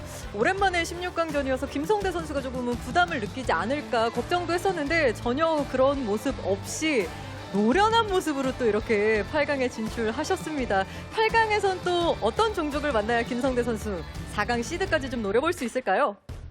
제가 ASL 토스전 전적이 제일 안 좋긴 한데 그래도 저그저다 보니까 토스전을 만났으면 좋겠고요. 그래도 다전제 오랜만에 갔으니까 무조건 좋은 경기 하도록 하겠습니다. 기대되는 오늘 김성대 선수의 16강 경기였습니다. 끝으로 또 함께 응원해준 동료와 팬들에게도 한 말씀 전해주세요. 일단 제가 이제 좀 힘들 때나 뭐 이럴 때 아니면 좀 바쁘거나 이럴 때 솔직히 같은 대학을 운영하는 이제 유난히 형이 항상 배려를 많이 해주세요. 혼자 하기 힘들 텐데 그래가지고 이번 ASL 준비하면서도 진짜 좀 많은 배려를 받았고 뭐 멘탈 케어도 받아서 이제 뭐 평소에도 항상 고맙다고 말씀드리고 싶고요. 그리고 이제 삼성여대 진짜 오늘 뭐 제가 먼저 말하지 않았는데도 뭐 집에 와서 막 응원해준다고 하고 뭐 떨어지더라도 위로하거나 막 이런 말을 하니까 좀 이제 의지가 더 잘 되는 것 같아서 감사하다고 말씀드리고 싶습니다. 팬분들도 그리고 항상 이제 삼성여대 응원해주시고 뭐 제 개인적으로도 응원해주시는 분들 감사합니다. 또 연습 도와주신 분들도 감사합니다. 또 이렇게 든든한 동료가 옆에 있어서 김성대 선수 이번 시즌 더 기대할 수밖에 없을 것 같습니다. 다시 한번 진출 축하드립니다. 감사합니다. 자, 이렇게 해서 김성대 선수와 함께 이야기 나눠봤습니다. 계속해서 이벤트까지 안내해 드리도록 하겠습니다. 자, 2개의 이벤트 준비되어 있는데요. 모두 ASL 공식 방송국에서 진행됩니다. 첫 번째 이벤트는 에스크 ASL인데요. 선수들에게 궁금한 점 이벤트 게시글에 남겨주시면 선정된 분께 ASL 미니 가습기 보내드리도록 하겠습니다. 승부 예측 이벤트 역시 마련돼 있습니다. 투표하시고 응원의 댓글까지 남겨주시면 2분 추첨해서 역시 ASL 미니 가습기 보내드리도록 하겠습니다. 자, 이렇게 해서 오늘의 첫 번째 진출자는 김성대 선수였습니다. 과연 오늘의 두 번째 진출자는 어떤 선수로 정해질지 패자전과 최종전도 잠시 후에 함께 하시죠. Stand proud, never backing down. Hard work till they put me in the dirt. So you're gonna learn. You get what you deserve. And I stand.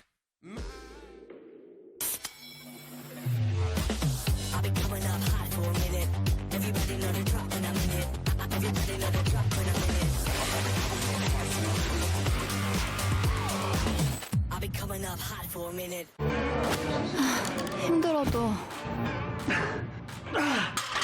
어려워도 이렇게 멈추면 내가 아니지. 오늘이 보여. 새로운 날을 만든다. 나의 레벨은 다르다. 어너더 레벨 핫6. 어려워도 이렇게 멈추면 내가 아니지. 오늘이 모여 새로운 날을 만든다. 나의 레벨은 다르다. 어너더 레벨 핫6. 아침은 라떼 홀릭 점심은 라떼 홀릭 저녁엔 라떼 홀릭 풍부하게 달콤하게 라떼 홀릭 달달한 충전이 필요할 땐 칸타타 라떼 홀릭.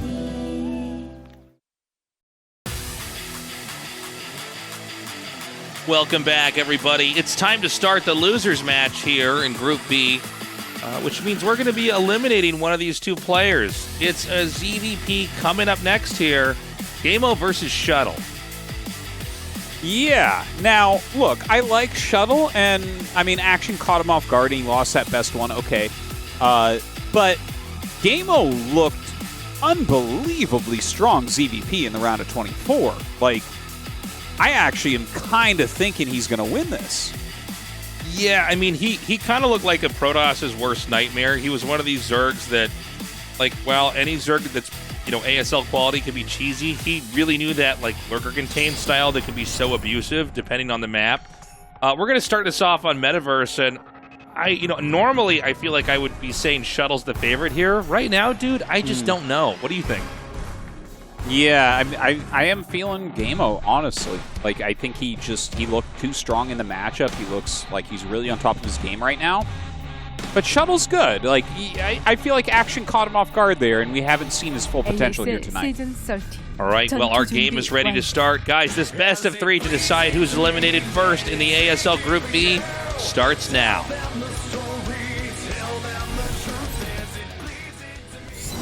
메타버스에서 게임을 시작합니다.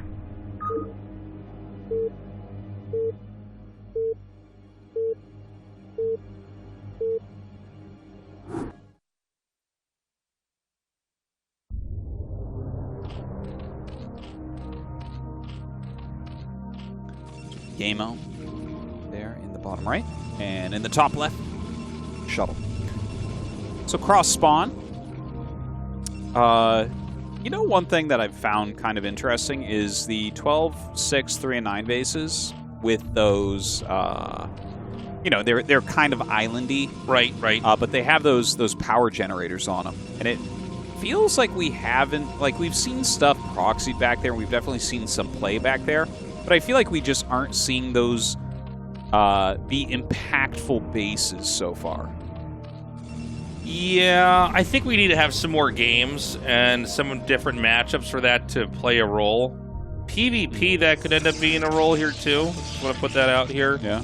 TVT as well. I mean, we've had a couple PvTs on this map, and I mean, as a Protoss player, I will tell you it's definitely tempting to try to get back there and, you know, put a robo or something like that there. So, in this matchup, will it be a factor? Maybe. We've seen some games where Hydras get pushed behind there, or maybe, you know, if you get some Archons, you could try to blow up the temples in between these areas and push behind them. So I think we have a lot more to still unpack on a map like this. Oh, that's kind of an interesting idea. I didn't even think of that. But yeah, I mean, it's not completely uncommon to get an Archon at some point, and that would help to kill the temples a little bit more quickly, I guess. Now, it is a pool first versus a forge. So, you know, Shuttle giving himself the possible opportunity of cannon rushing hatch first, but of course it is not that. So ggaemo going to be completely safe against this. The probe going to find him here in the bottom right with that pool first opener.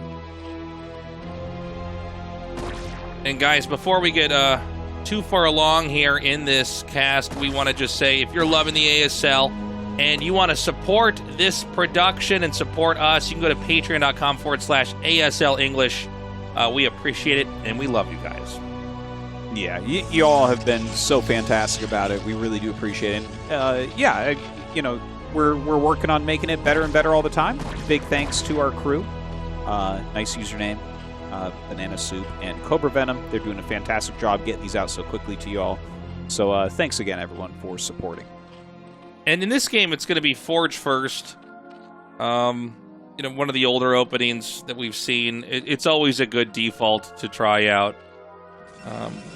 And, I mean, we'll probably just be going into a gateway gas build. I don't think the Zerg is going to try to do anything too crazy. I do see the gas has been taken, but that's not that out of the ordinary. It'll be crazy if he throws down a den. Otherwise, we should watch and see where the third hatch is going to be. And I think ggaemo is just going to try to take this base over here and basically play a turtle Zerg. Or at least set up for it. Oh, yeah. Okay, yeah. The, like the 4-base type of play. Mm-hmm. 3/4 I mean, base. it's close enough that it makes me a little bit nervous in these spawns. Wouldn't it be a little bit stronger, just generally speaking? Like, let's say if ggaemo was bottom left and then he took the bottom right natural, that type of move, because then the third is really far. Because it feels like this is close enough to Shuttle that he'll have a bit more potential to put pressure on that I'm base. sorry, which base are you talking about he should take? Well, no. I'm saying because it's cross-spawn. Oh, okay. When he takes the other natural, it's just closer to Shuttle. Whereas if they were horizontal or vertical, this might be a stronger strat. Yeah, well, one thing about taking the hatchery here is nobody's going to force you to turtle, but it does give the option for it, right? I mean, Honestly, when I play against Zergs that play like this, I'm usually a lot more worried just because I know, like, well, they might do this, or they might even, like, do some kind of Hydra bust or a Muta all-in or, you know, all the other down and dirty things we see Zergs do all the time, right? And, you know, Protoss doesn't, at least with Forge first openings, have a lot of options to try to come in and actually attack across the map. You can try to send one Zealot up to the top right and then maybe another down to the bottom right and try to surprise a Zerg and kill off workers that way. But it is a little bit tricky here. And I mean, a little of this is just me talking about my own experiences, guys. I've always found this a little bit tougher to try to fight. It does seem like the top Protosses don't struggle with this very much. They basically look to push in both areas, and if they don't find anything, then they back up and keep expanding. Yeah, maybe. Yeah, I think you're right about the best Protosses. But I feel like even mid-tier Protosses, like the guys that like might be round of 24, a lot of times I do see them like attack into the turtled position and lose the game because of it, you know? So it's definitely not an easy thing to play against, and we've seen a ton of success. Oh, that's a quick robo. Okay, so that's very quick. That's pretty cool. And, you know, I was about to say that, you know, the only thing that's really a siege weapon for Protoss is the Reaver. And usually you don't have Reavers right away, but he's going for something we had casted about 4 years ago that was a bit popular, which is Stargate into Robo, where you basically come out and try to really hit the Zerg with a speed shuttle early on. But you need to be careful because Zerg in this case is going to go for a Spire, so you need to be ready for the mutas. But if you keep the Corsair count solid in this position and don't drop any, you can find ways to come in here and really hurt the Zerg with the Reaver style. This was popular for a little bit and then completely fell off, and people went back into just Citadel Templar style because Zergs are basically ready for it. And you know, I think one of the things that makes a strategy like this strong is if the Zerg is surprised by it. Yeah, and I think he could be surprised, but this is something I was actually asking at the beginning of the season if we might see, because of 12, 6, 3, and 9 o'clock being semi-island positions, if maybe Corsair Reaver could occur here. But I didn't expect it necessarily out of Shuttle. I know his name is Shuttle, but like, I don't, you know, I was thinking like, oh, maybe we could see Snow do this. But very cool to see it actually being pulled out. And, you know, just kind of looking at this game and you know, having been laddering and streaming myself, you know, play this game on Twitch, like, I experience this a lot. And now that I see Shuttle do this, I feel like I'm already going to steal it, you know? Okay. Like, I just see this and I go, no, you know, this is, if I'm really worried about the turtley play, why not try to get a speed shuttle, and it's going to allow me to engage them in a certain way. And if not, like, if you go for the shuttle first and they don't do the turtle play, you can still fight Hydras and everything else with the Reavers. It's just sort of a different ordering. You do get your Templar tech out a little bit later, and you do end up with an actual push a little bit later, but it's not a bad way to play the game. Oh, it is pretty cool. Like, I mean, you don't have to go only Reavers and Corsairs for forever, right? Like, you can just go for it for a little bit and then go into your Psystorm and be all right. Like, just kind of slow down their growth a bit. But I do feel like when we see Corsair Reaver, and it's not very often. We do not see this build too much, but it feels like the Reaver player just kind of gets out macroed, and even though they're being pretty cost efficient, it's not enough. Yeah, well, there's a couple variables that really become important here. Is like, you can't lose the Corsairs, or the Reaver and Shuttle can't really leave without you almost expecting them to die off. One advantage is when the Hydras come like this, you just kill them with the Reaver. Like, there's suddenly... That's a hard choke to break, isn't it? Yeah, even without a choke like that, they're just not going to get in there. If you have a Shuttle and a Reaver and you control it all, like, you're going to kill everything. So then you don't have to make, you know, 6 more cannons or whatever you think you have to get to not die to the Hydras. So you have that going on. I always wonder, you know, what if the Zerg just hard commits to an Ogre Zerg game style, you know, where it's going to be Mass Muta and Scourge, and they're going to try to overpower you in the air. How exactly do you play that? Yeah, I remember seeing some of that. Remember that it was like ASL season, I don't know, 6 or something, where it had like that third world map where like half of the map was like an island kind of, and we did see some of that there where it was just like fleets of Scourge and Muta trying to gun down these shuttles before they get anywhere. But yeah, if you lose that shuttle, suddenly it's like, yeah, you have this Corsair army, but no actual damage to hurt any of the bases with. Yeah, and when they do this turtle style, it's not hard to keep their overlords alive either. I do like the island expansion, by the way. This is kind of smart. He's going to get a third base, almost like he's mini on a land map, but it's like he's playing in a more sensible way on an island, with a map with an island, where he's just going to try to come in and see what he can't possibly get away with for an extra base before he makes all his gates. And I really like this, man. Yeah, it's very cool the way that he's playing. And I mean, a little bit of harassment there, get some drones, an overlord, a couple hydras maybe. Yeah. And now going to fly out. And the thing is, like you mentioned, taking this third base, that's a very, very quick third base for Protoss. So that has to be like a very nice additional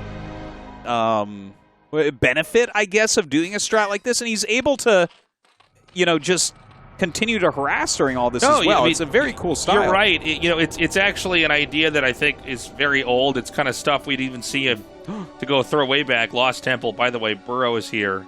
This is the counter to this. Oh, surprise! No! What a move from ggaemo. This was...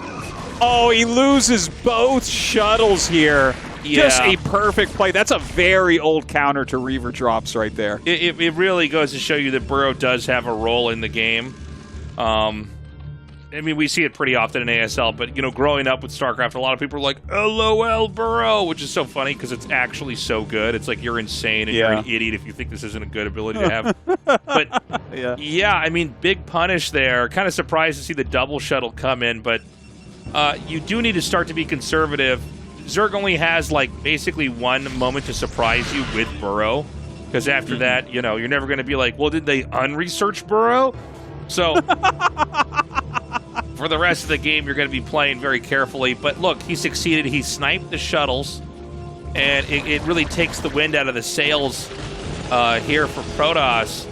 But look, Protoss did get the third base very quickly. I think he can pretty fast here go from 8 gates to maybe even like 11 or 12 and have a good roaming army. The issue, though, is, you know, the Zerg went for the turtle style, and I think the map kind of nudges Zerg in that direction. And you know, when that happens, you really, as the Protoss, don't have a place to take a fight, right? I mean, Zerg's taking the fourth now.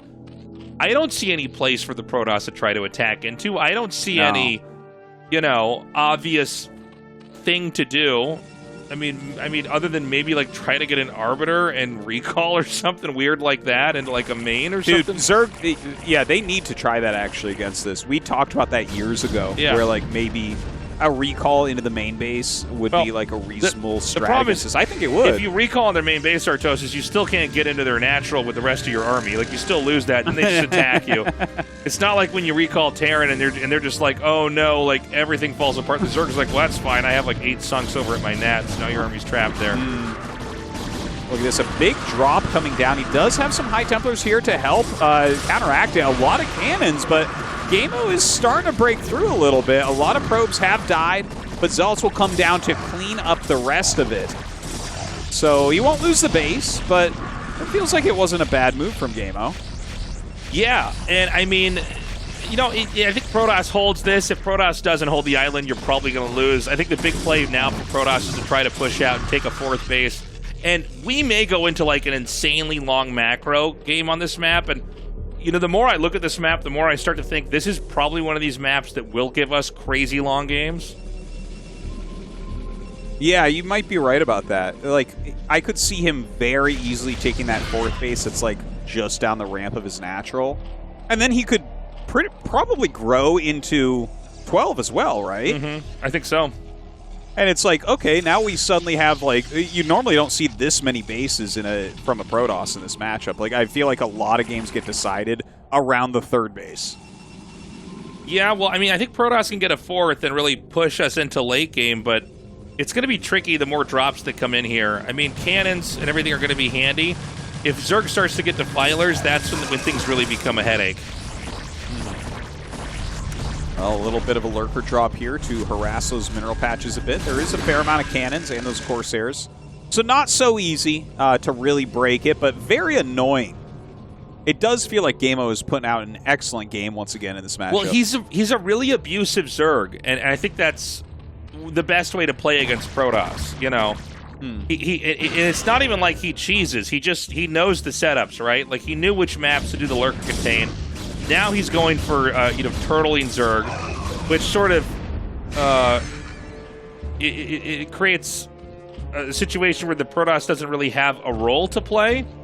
The Zerg just keeps getting to power up, and there's islands on this map that I think Zerg could even set up Nidus networks to, but it seems like now ggaemo's going to try to come across the map and clobber the Protoss, and I don't know, it seems like the army is staggered out enough. I think that a couple well-placed storms and a little bit of Reaver pushing here, and he should be okay. I mean, Shuttle should be okay.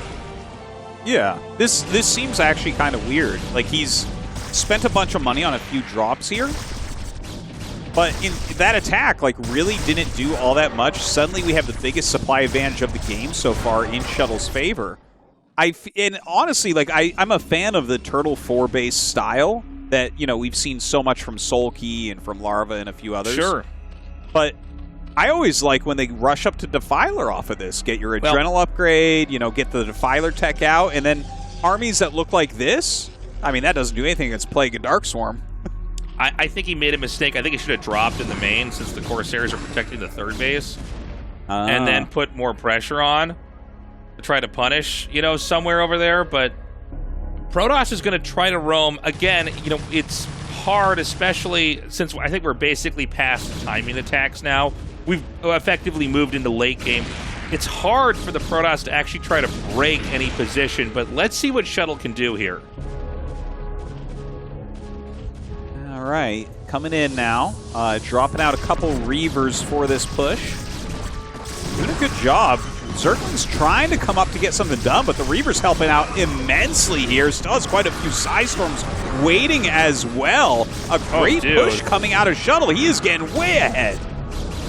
I guess the Shuttle, and you know, having the Shuttle Reaver here, and then there's no Dark Swarm means that, like, he can just basically take on these lurkers. Dude, I might be wrong. I think Shuttle might just, like, abruptly win this game. Yeah, it kind of looks that way.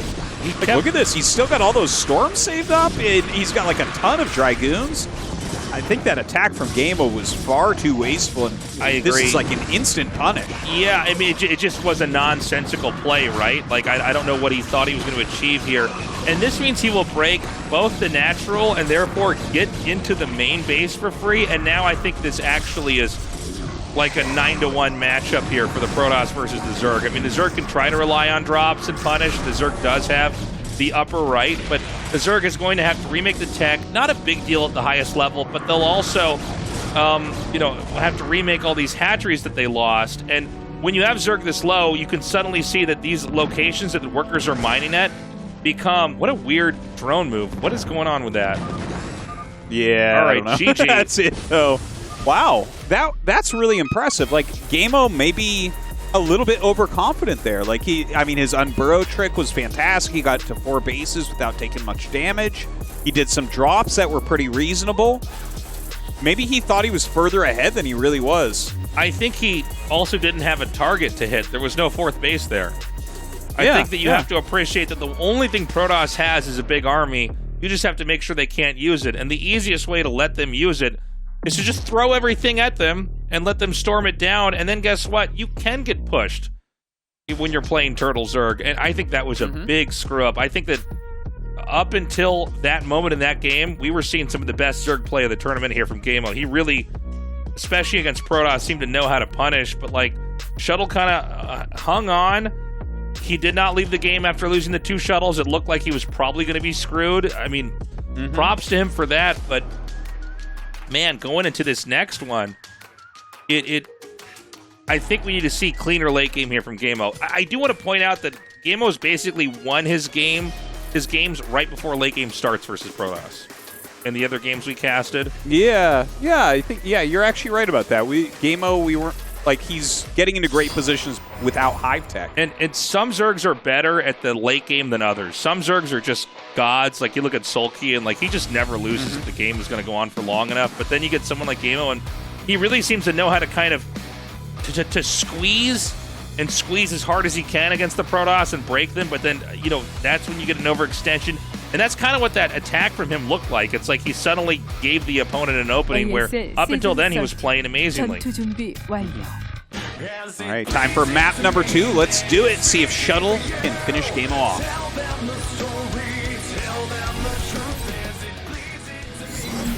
버터에서 게임을 시작합니다.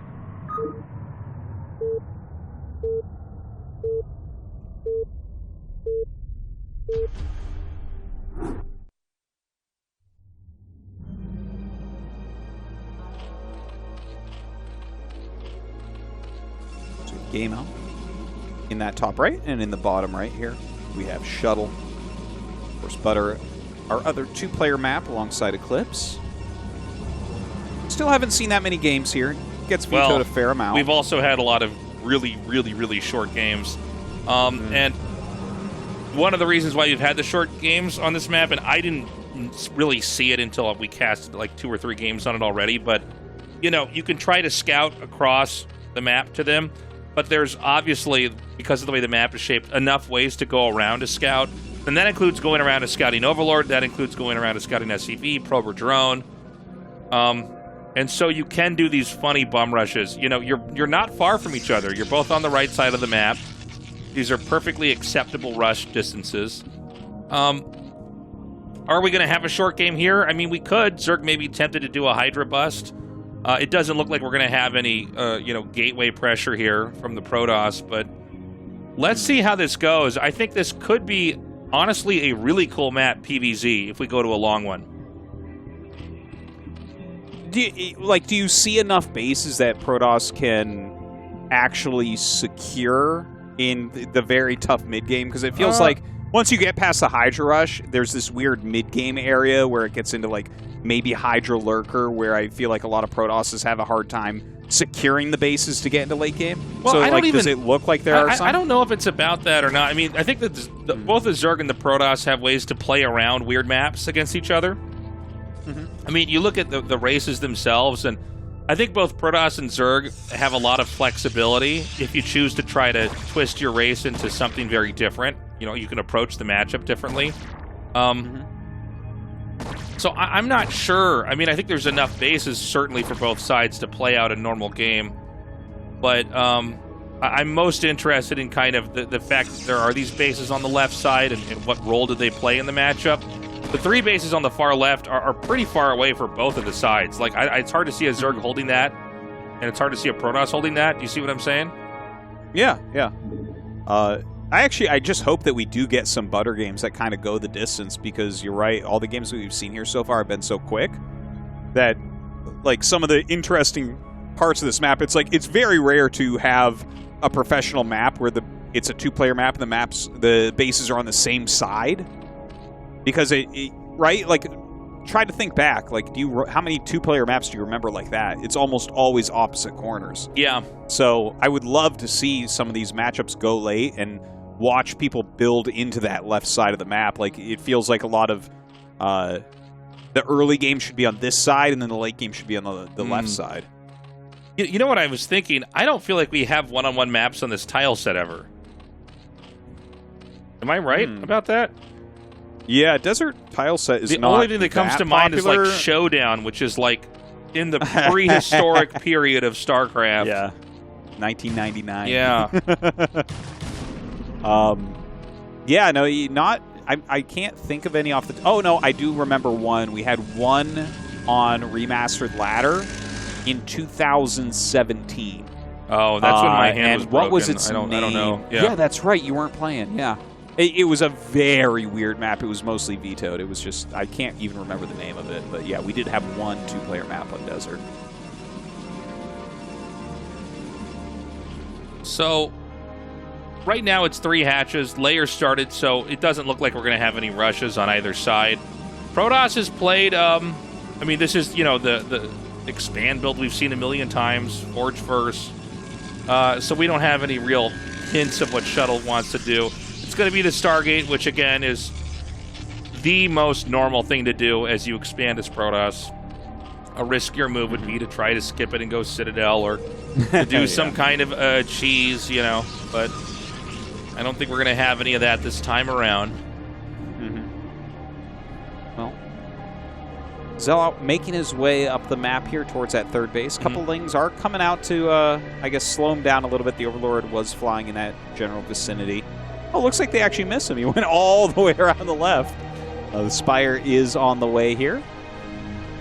And the Zealot, I'm not sure if it's going to be all that annoying. It looks like 4 Lings are just outside the third. So this Zealot's going to come in here, and this is a location, just by looking at it, you can see that the Zealot, if it can't get too far in there, it can wedge itself behind the minerals. And this basically forces the Zerg to spend more Lings than you would want to try to kill off a single Zealot. And this is actually a scouting Zealot, so he's going to see the Spire over here, and that's pretty big, man. Because now you know what kind of game you're in for. And it looks like it's going to be a normal one. When you see a Spire like this, it doesn't mean that, like, oh, he's going to go for mutas and try to end it. It can just as easily mean it's just a couple of Scourge. Yeah. I mean, for a long time, that was just the standards. Like, you go Spire and make 4 Scourge, and then you go Hydra. But it does feel like mutas have become so much more popular in the last, like, couple years. And there's a second gas being made now. I mean, I don't know if he's going to get mutas at all or not here. We'll see. He's got enough gas pocketed. You could start it, but I don't see the gas. We would see the gas plummet if he was going to be mutas. And so it's just going to be the air weapons attack here because he's probably going to want to try to put some pressure on the Zealots and try to snipe some Overlords later on. Wow, he's actually going to pop 2 Overlords here. Yeah, and that's pretty big. I mean, that goes to show you that if you can get everything out fast enough, just dropping 2 Overlords, it is a bit of a punish here for the Zerg. I mean, the Zerg will recover, of course, but getting 2 Overlords is a much bigger deal than just getting 1. Yeah, you don't normally see that. In fact, there's a fair number of games where you have to turn around before getting that first one because the Scourge will come after you. But the Scourge are out now, so those will force everything back a little bit. Comes in between the Stargate and the Natural. Just getting a little bit of scouting done with them as well. Zerg's just going to hang back now.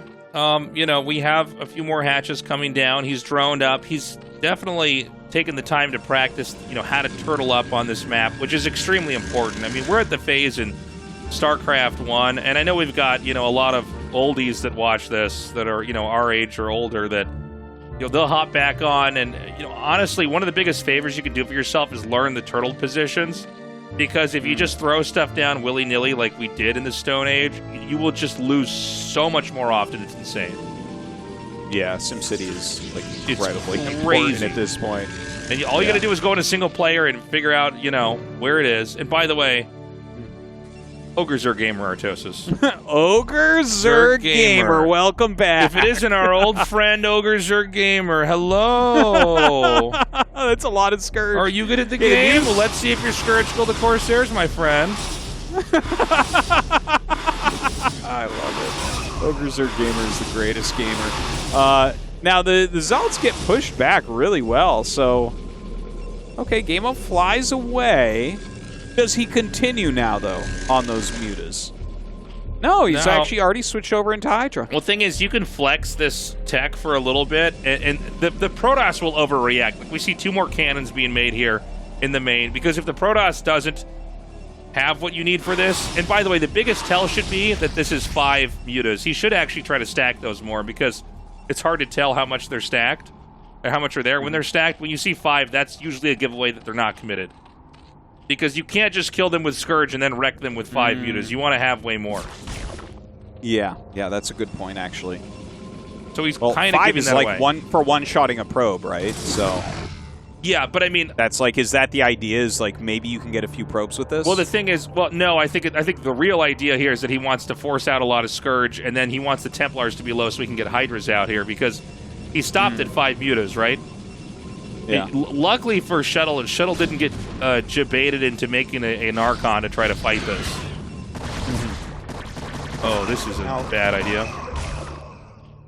I do know a Protoss from the round of 24 that would have dived on those Ovies, man. Oh. He would have gotten those. Remember the Bingsu game? Oh, yeah, I almost forgot. So he's going to kill the Scourge. Actually, he can probably intercept these mutas. I mean, the mutas are kind of an afterthought now. The Zerg has a lot of Hydras out here, and really the Hydras are what beat you. if you're playing against this 6-hatch style and they open up with Scourge Muta and try to generate the Ogre Zerg gamer threat, it's actually the fact that Hydras are coming here. And sometimes the Protoss will just lose the game. Like, the Hydras just come in and roll you over. So let's see if Shuttle's going to be ready for this moment. Well, the Hydra's coming down. We do hear some DT swipes. Doesn't look like an Overlord is anywhere around, so he turns around the Hydras for now at least. I don't think he has Overlord speed, That is a lot of Hydras. Yeah, you're right. And look at that group of Zealots. Kind of showing the funniness of the terrain here. There's actually a path I didn't realize for that base on the right-hand side. So he sneaks up with the Zealots, and the Hydras are like way out of position. Look at this attack. He's going to kill like every Overlord here. Yeah, and this is pretty huge, Artosis, because he's going to end up supply blocking him. And even when the Hydras come back, it's going to be a fight over here into the open. He's going to try to dive on the den. This may be a little bit too ambitious. He's killed a lot of Overlords. Look at this, 95 of 62 right now, and it's getting worse and worse. The Corsairs continue to fight. There's a DT in here, and no detection in sight. So he's killed off the den.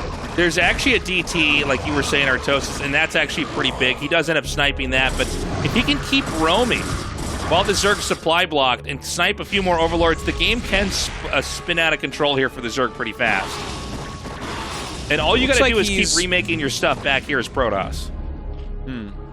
It seems like ggaemo is kind of stabilizing. I think he has enough anti-air now. The Corsairs do have to run out. Looks like they come down to help out these Zealots a little bit, but that's a lot of Hydras. These Zealots can't do anything here.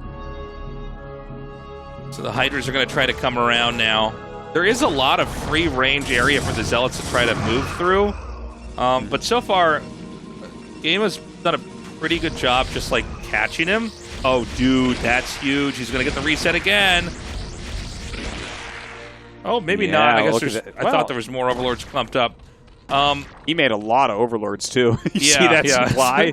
He's up at like 150 with this Overlord supply. We're seeing like a drone bug out in a way I've never seen. I wonder if that's an infinite bug. It looks like it's just going back and forth forever. It's literally moving in like one of those infinity symbol shapes. Yeah. that drone found a black hole, man. He's approaching the event horizon. He's going to fall forever. It's funny to see the Zerg is kind of forced to overreact because you never want to have that many Overlords made right away, you know? But he cranked them all out, and really, with a pretty great attack here, Shuttle's kind of taking control of this game. It doesn't mean the Zerg's going to win, but what it does mean is that the Zerg is like kind of lost control of the moment of the game, that they actually wanted to do what they wanted to do. The Zerg really wanted to take a fight and try to kill the Protoss, and instead the Protoss, and this seems to keep happening, by the way, Artosis, on Butter, where even the pros are not comfortable with the fact that there are basically 2 lanes to go north and south on this map. Even here, the Zerg does the runaround here on the Protoss, and so it's a map that's turning out to have shapes that are very, very difficult to deal with. Yeah. Yeah, it actually looks kind of crazy watching these armies flow around where there's so many different paths. It's like, you know, Eclipse has like a fair amount of paths for a 2-player map. It feels really dynamic. Yeah. But this seems even more so with the ramps and the bridges and like the bases you can walk up into and then down out of the other side. Yeah, and now that we're getting to see a PvZ really flesh out on this map, I'm starting to realize that, like, dude, Zerg doesn't have a lot of areas to grow that are comfortable. We're kind of getting into one of these, almost like some of our StarCraft 2 maps that we cast, and we're like, well, where do you actually go next? Oh, no. Let him go. Oh, I know. That's too bad. Yeah. You should have upgraded Overlord drops and just picked him up. So, I mean, Zerg's going to take the upper left. It's not going to be easy for Protoss to hit that, but, you know, 4 bases isn't a lot when the Protoss is probably going to get a 4th of their own coming up here. Zealot over there, scouting it out, starting to put some pressure on. A lot of Dragoons, High Templars, and Zealots moving towards the left. Getting onto that high ground platform. I believe that's the highest ground on the map, that platform that he's on right now. So a good place to roam. Yeah, and to try to strike down from this position here and try to move in. And Lurker's on a low ground. I mean, Lurkers, you know, they always want to be on the high ground. So I think he can actually break into here. But how about this counterattack? I see a Templar with 2 storms available.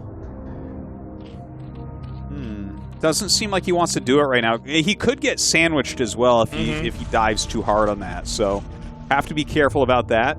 Shuttle moving down with his army. The Hydra's going to have to pull back. Yeah, this map is actually getting... I'm getting kind of excited here. Like the way that they're starting to move their armies around now that we actually have some play on the map. Yeah, no, I mean, this is really kind of interesting to see here. It does seem like Protoss has basically put up enough pressure that the Zerg is going to be on the defense. This could open up some opportunities for Protoss to go to the bottom left. But, you know, with fighting a Zerg, all you need is like 1 or 2 Lings to come down there and kill the worker. And then, you know, the Protoss has to send a Zealot. Then you send a few more Lings, and you have that whole mini-game going on. But right now, ggaemo's going to try to set up this gauntlet of lurkers that the Protoss is going to have to get through in order to do any damage. And I'm a little bit worried that Shuttle basically tried to take a fight like too soon here. I think it's more important to get a 4th base than to full-on commit in a 3-base push. Yeah. I mean, get a Nexus, get cannons up, because 4 bases is huge. 4 bases, you can let your main and your natural just mine out, and you just swap the probes right off onto the 2 bases, and you carry on with your powering play. Totally. Because when you're stuck on 3, it's like suddenly you're just sitting there, and then you have all these gates, and you're barely producing out of it, and you can't grow on the map. Well, he's doing a massive attack in towards the natural here. That gigantic spread of lurkers has to unburrow from the left and move over here to try to help out. Still a giant amount of Dragoons in here. And look at all of those lurkers. He's got to be careful, though. If those get clumped up, the storms are starting to do massive damage. Oh, my God. It's a pretty filthy amount of lurkers that we're seeing over here. But, I mean, the Dragoon count's good enough, and the storms are honestly good enough, too. And, you know, even though Zealots are not ideally supposed to run into lurkers, I think if he can kind of clobber the rest of the lurkers that are over here, I don't think that suddenly ggaemo has really the ability to kind of get control back of this game. Keep in mind the Den might get killed off here, you know, as the Protoss crashes into the natural. And, you know, I don't know, man. I mean, the reinforcements are just barreling across the map here. He does drop 1 Templar. There was a really ideal storm location to try to hit over there. It seems like he's maybe lost track of the observers over here, so the lurkers are going to inch in, but another observer comes into the fray and just begins to smother this spot. It looks to me, dude, like Shuttle's going to take this. Yeah, what a nicely played game. This was like very, very interesting. And Shuttle once again looked good. Like we were talking about, he did look good against Action. Action kind of caught him off guard with those mutas. But here, Shuttle crossing his T's, dotting his I's, and 2-0ing ggaemo. Yeah, look, man, ggaemo honestly looked very strong here, but at the end of the day, Shuttle kind of, he had that wealth of experience. He had that instinct that you have to have if you've been playing in ASLs for so long, and he kind of, I mean, he had to work for it, man. And ggaemo, I mean, he can go back to the lab and just learn how to kind of really not overextend when he's doing these tricky plays, and I think he's going to be okay. Ultimately, that last game, I think Shuttle basically attacked in and got the supply block, and then everything, you know, was out of control there for ggaemo. Yeah, never quite was able to stabilize that massive attack when +2 armor finish. Did such a good job. The spread was just so far for ggaemo. He literally spread across the whole map a lurker defense, and Shuttle just punished him. Like he killed 1/3 of his army, then everything else ran and clumped, and he was able to kill that off as well. Really fantastic series here from Shuttle. All right, guys, we're going to go to a break, and when we come back, it's the last match of Group B. Rush for Shuttle is coming up next.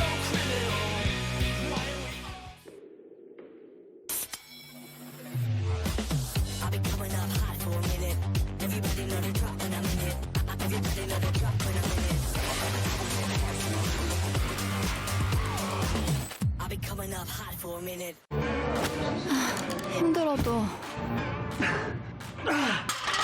어려워도 이렇게 멈추면 내가 아니지.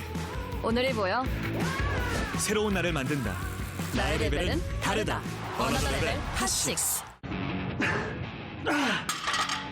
어려워도 이렇게 멈추면 내가 아니지. 오늘이 모여 새로운 날을 만든다. 나의 레벨은 다르다. 어너더 레벨 핫6. 아침은 라떼, 점심은 라떼, 저녁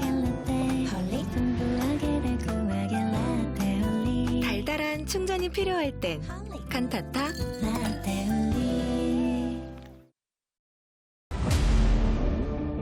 ASL 시즌 13 Unlimited. It's time to settle Group B. Only 2 players are left. This is going to be a Protoss versus Terran.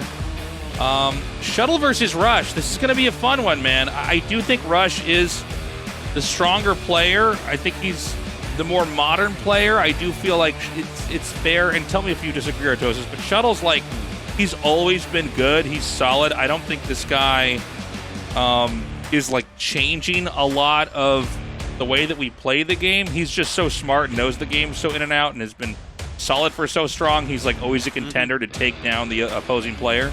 Would you agree? Yeah. I mean, I think he's smart. He's got pretty strong decision making. So he definitely has some strengths, but he's not like, I don't think he's Rush level. I don't think he's I agree. kind of changing the way the matchup played as much as Rush is on the other side. So I definitely do favor Rush here. But, you know, best of 3. Let's see what the map pool is first. It's kind of important. Butter, Metaverse, Allegro. Okay. I think this is, I mean, Butter I think is a must-win for Shuttle. I agree. And if he loses Butter, I don't see him taking the series. I think he can do a lot of cool stuff on Butter. I mean, we always know Protoss have dirty tricks that they can pull off on any, map where it's a one-on-one, but this is a new one-on-one, and this is starting faster than I was ready for. Okay, guys, here we go. The final best of 3. Let's do this. Rush versus Shuttle. I don't get to finish my thoughts. We got like tractor beamed into that. I don't know what I was going to say.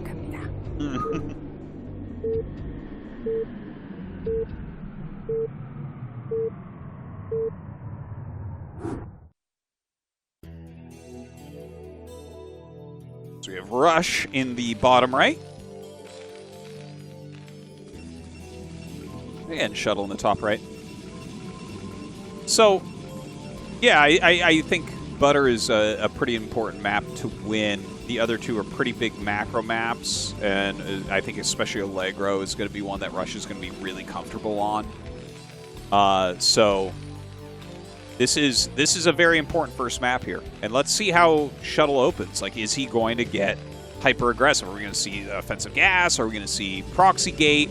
Honestly, I hope that we do. Like, you saw that Rush's veto was Eclipse, because he doesn't want to deal with that type of thing, right? Oh, of course. But Shuttle can force him to, if he wants.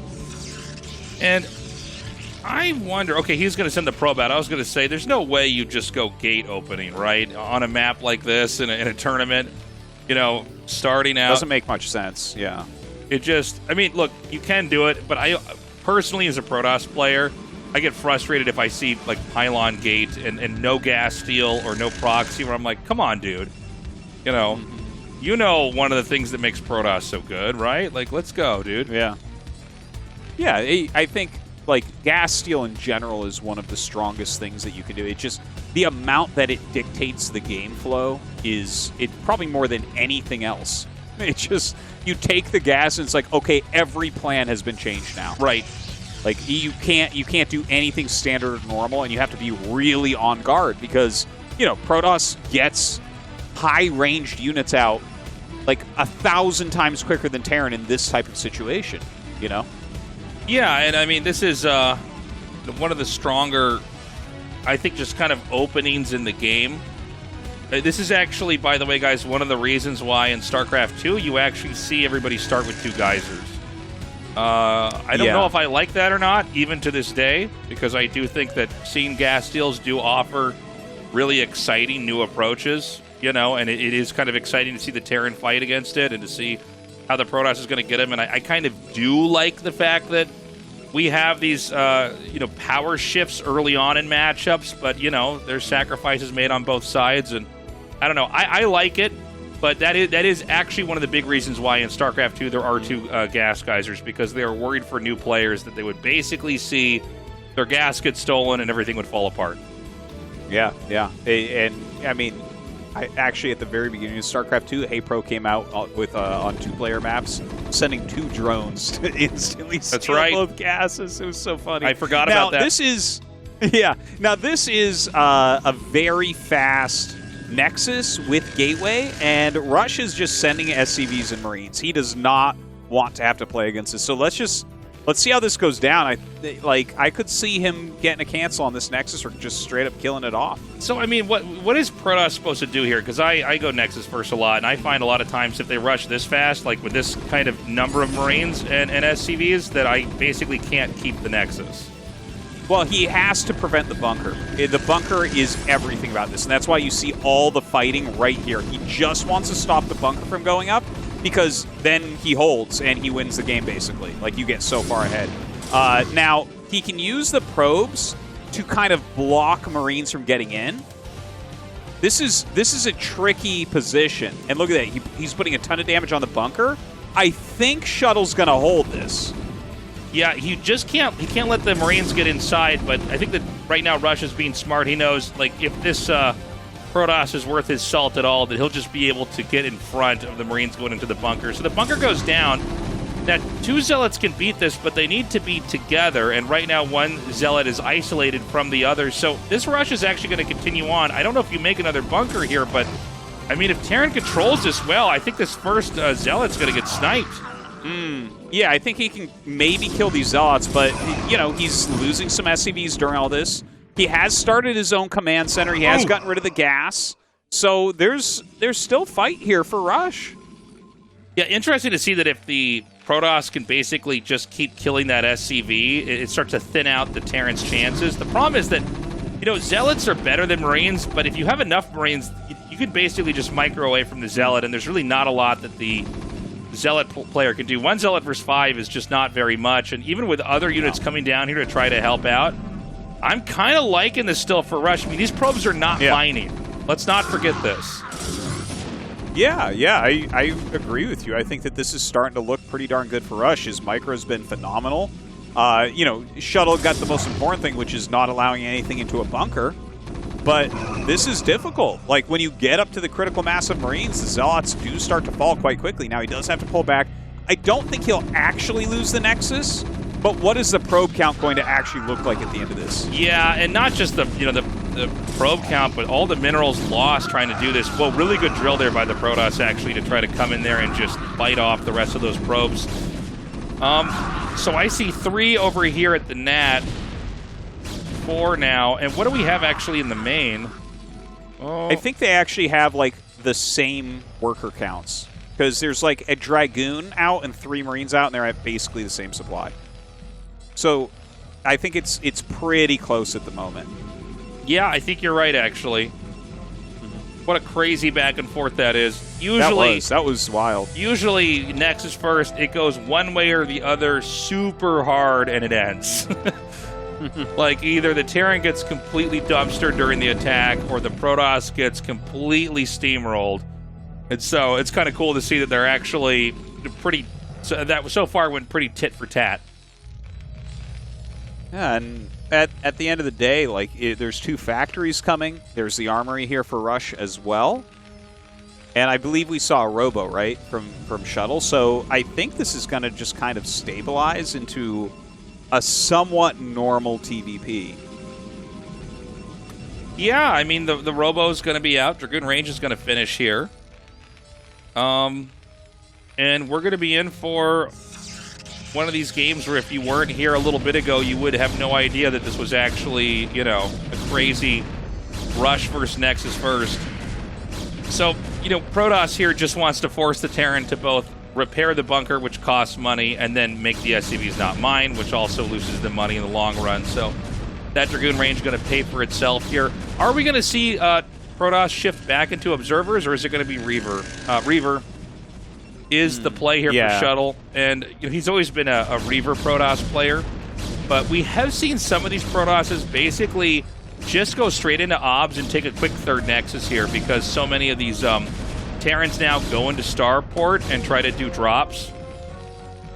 Yeah, Rush is actually chief amongst them. He goes Starport more than any other Terran. We see that this game he's not doing it. You know, obviously, it would have been a great call if he had, because there is a Reaver coming. But yeah, it looks like Shuttle is getting ready to possibly take his own third base, which I think pairs very well with the Reaver here. But already, Rush is getting his turrets up, so everything is like pretty even right now. Yeah. I mean, with the shuttle out and the contain up and, 2 factories coming here, I don't believe Rush is going to attack soon. I didn't see the machine shops, but I think he's not. Oh, I'm sorry. He is going to attack soon. Oh, okay. My bad. Yeah. Well, I think it won't occur, though. Like, I think he's getting ready for it. You're right. Yeah. But when the Reaver comes, it's kind of like, how do you... Well, I don't think you can actually do the attack. You would lose. I mean, Shuttle with Dragoon Reaver will actually just completely dominate a Terran that tries to leave his base. But I think you're right. I think he's going to have the upgrades, and the moment he sees a Shuttle, he's like, no, I'm not going to do this. Look at Shuttle trying to get in there. Starport is on the way, so it looks like he's going to head towards 2-1 upgrades. Oh, that's funny. Reaver just getting a bit of harass. Yeah, this is actually a pretty good idea. If you can get the SCVs that are going to repair it, you could end up killing off the bunker, and it's always interesting. And I know that we've been casting StarCraft forever, but every once in a while I want to kind of point out how different this game is than back in the day. It would never occur to me to have Reavers fighting bunkers in the old days of StarCraft. Whoa, a bust! Yeah, wasn't expecting this. I think this is not the best move he could have done. Look at that bunker adding a ton of damage here, but he doesn't repair it in time, so it does get busted. The 2 siege tanks should be able to just barely push this back, I think, but some more SCVs certainly going to die. Well, he can jump in now. I mean, 4 Dragoons 2-shot a tank. And I'll tell you what, this is all because he saw those vultures leave and he kind of just went for it. It's almost a reflex. You see this moment. Oh my God, he gets the draw or the block. Yeah. A couple more tanks come out. So, I think Rush technically doesn't die here, but this definitely looks to me like it's turning out a bit better here for Shuttle. Well, Shuttle did lose control of his third base. I think he might have lost a bunch of workers there. I can't really confirm that. I thought he didn't have workers there. Oh, okay. I'm actually not sure now. You might be right. I think he hadn't sent them yet. Okay, you might be right about that.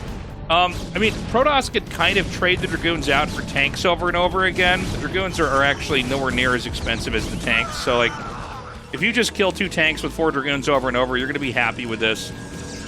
It looks like things sort of slowed down for Shuttle. He was a little bit micro-intensive there, so his gateways are all a little bit late, and he's not mining from his third. Yeah, he definitely did get slowed down in some ways as well. But I think he's he should be happy with that overall. You have to replace all those tanks. There's not a huge factory count as of yet. He is getting this ready now. I like that he actually shuttled over the probes. He knows there's vultures out there. And with this cannon, oh God, he actually hit the cannon here. He really should. That's really annoying for Protoss. If they put the cannon down, you figure out some other spot to stick it. You're like, all right. And that was going to clear those mines, and now you got to bring your Dragoons over or shuttle something here. Yeah, look at that. What? Oh, okay. He's just almost kills the Reaver there. Yeah. And so now his third base is up. He's got to be careful, man. The Reaver can be sniped. Not that easy, but it's only at 8 HP. And that Reaver from here on out is going to be a lot weaker because you can never heal the Reaver after it's taken damage, so it's going to be very squishy from here on out. He's going to go for Templar Archives and basically try to get Psystorm, which I think is fine. I didn't see a starport. Yeah. I don't know if you did, Artosis, but I don't believe that there was anything like that here. Oh, Stargate, you mean? Yeah, that's what I meant, Stargate. Yeah. So, no, I didn't see it, but I think you're right. We already see 2 shuttles out. He should go into Psystorm. It's very trendy right now. It kind of keeps you alive. It gives you harassment options. And, I mean, with the Speed Shuttle, there's no better economic harassment, truly, than Speed Shuttle Storm Drops. Yeah, and, I do wonder if it's worth it to just get 2 shuttles when you do this kind of play. If you look at the Protoss's mini-map, how many observers do you see besides the 2 that are one outside the main and one in the main, Artosis? Yeah, maybe not any. Yeah, I'm not sure. This is a problem. I feel like maybe, and I don't know, man. I mean, I could be totally wrong, but it just seems like a second Robo you can get the observers out that you actually really need. Like, especially on a map like this where you're probably, even at the pro level, not that comfortable with all the places they can put mines. It's probably better to have... So you really are a fan of the mini double robo type play? Every time that I see people do it, even when I try it myself, and even for me it's weird because I'm like, whoa, this is weird. I just have this other building. It's almost like you have a third building, even though it's the same as the other robo, because you're just not used to, making at it too. You get a lot of shuttles, which you could always put zealots in. Zealots are always good in shuttles. You have enough observers that if like Goliath scan this obs and it dies, you suddenly at least can have another observer there, so you have some idea of what the hell is going on the Terran side of the map. I don't know. I'm a fan of it, but we'll see. It seems like if you're going to go storm drops, why not go 2 robo? I don't mean to nitpick too much, but it makes sense to me. Well, there's still time, I guess. We'll see if he just continues on that single robo. Coming in and clearing out some of these mines. That's a great position for Rush. You can't. Can you attack that? I mean, he does have a lot of zealots, but I don't think so. Look at that spread for Rush. Oh my God. This is not going to end well for Shuttle. Yeah, I think Shuttle kind of screwed this up. It could be hard to tell how much is actually back here. The zealots, if they're split up correctly, I mean, he could do a lot of damage. I guess he might be able to kind of hack and saw his way through this. Each zealot's going to get its own tank. You get a tank, and you get a tank. But Shuttle Winfrey over here. Yeah, Shuttle Winfrey. Yeah. Everybody look under your seats. There's a zealot getting a tank. This is crazy. He actually busted all the tanks. That extra reinforcement rally that came down was just enough. So I guess, I mean, it looked foolish at the beginning, and he just made it work, and it turned out to be awesome. So yeah, I guess we got to hand it to Shuttle on that. That was one of those tight calls where if he doesn't attack, we praise him, and then he did attack, and we have to praise him,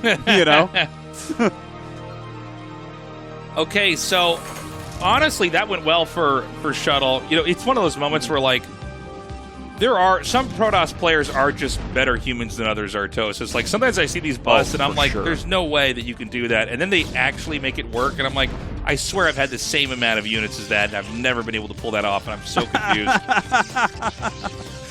I thought you were talking about morally rather than it's just being better at controlling. I meant on ability to be evil Artosis. Like, yeah, okay, yeah, no, that's what I was talking about as well. And yeah, no, Shuttle, that was great. I mean, that he made it work out, and you can see that Rush is kind of like, he started a bunker, he landed the barracks. He's putting together any defense he can get right now because he lost so many units. Oh, the Shuttle. Okay, he actually keeps that alive. It's always nice, even after the workers are gone, if you could try to snipe some of the vultures over here. When they clump up like that, sometimes you can have one scarab kill like 5 vultures. Yeah. Pays for the Reaver awfully quickly. But that was a good defense from Rush. Ran everything away in time. And Shuttle, okay, he is getting that 4th Nexus over the side. It is pretty new. Doesn't have probes there yet, of course, since it's not done warping in. But you can see that Rush, like, he's on 3 base.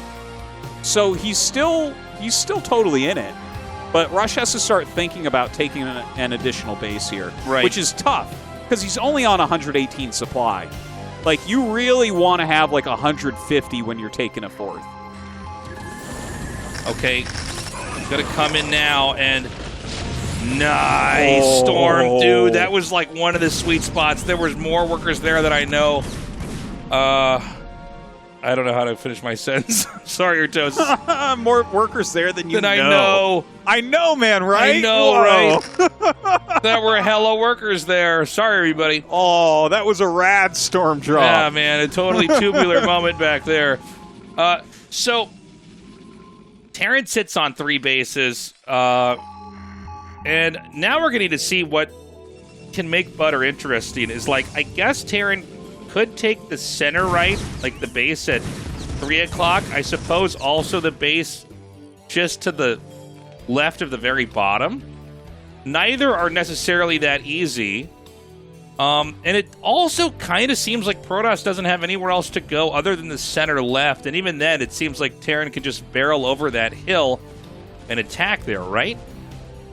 Well, I think fighting up the ramp can be a little bit difficult. And, like, there's so many paths here.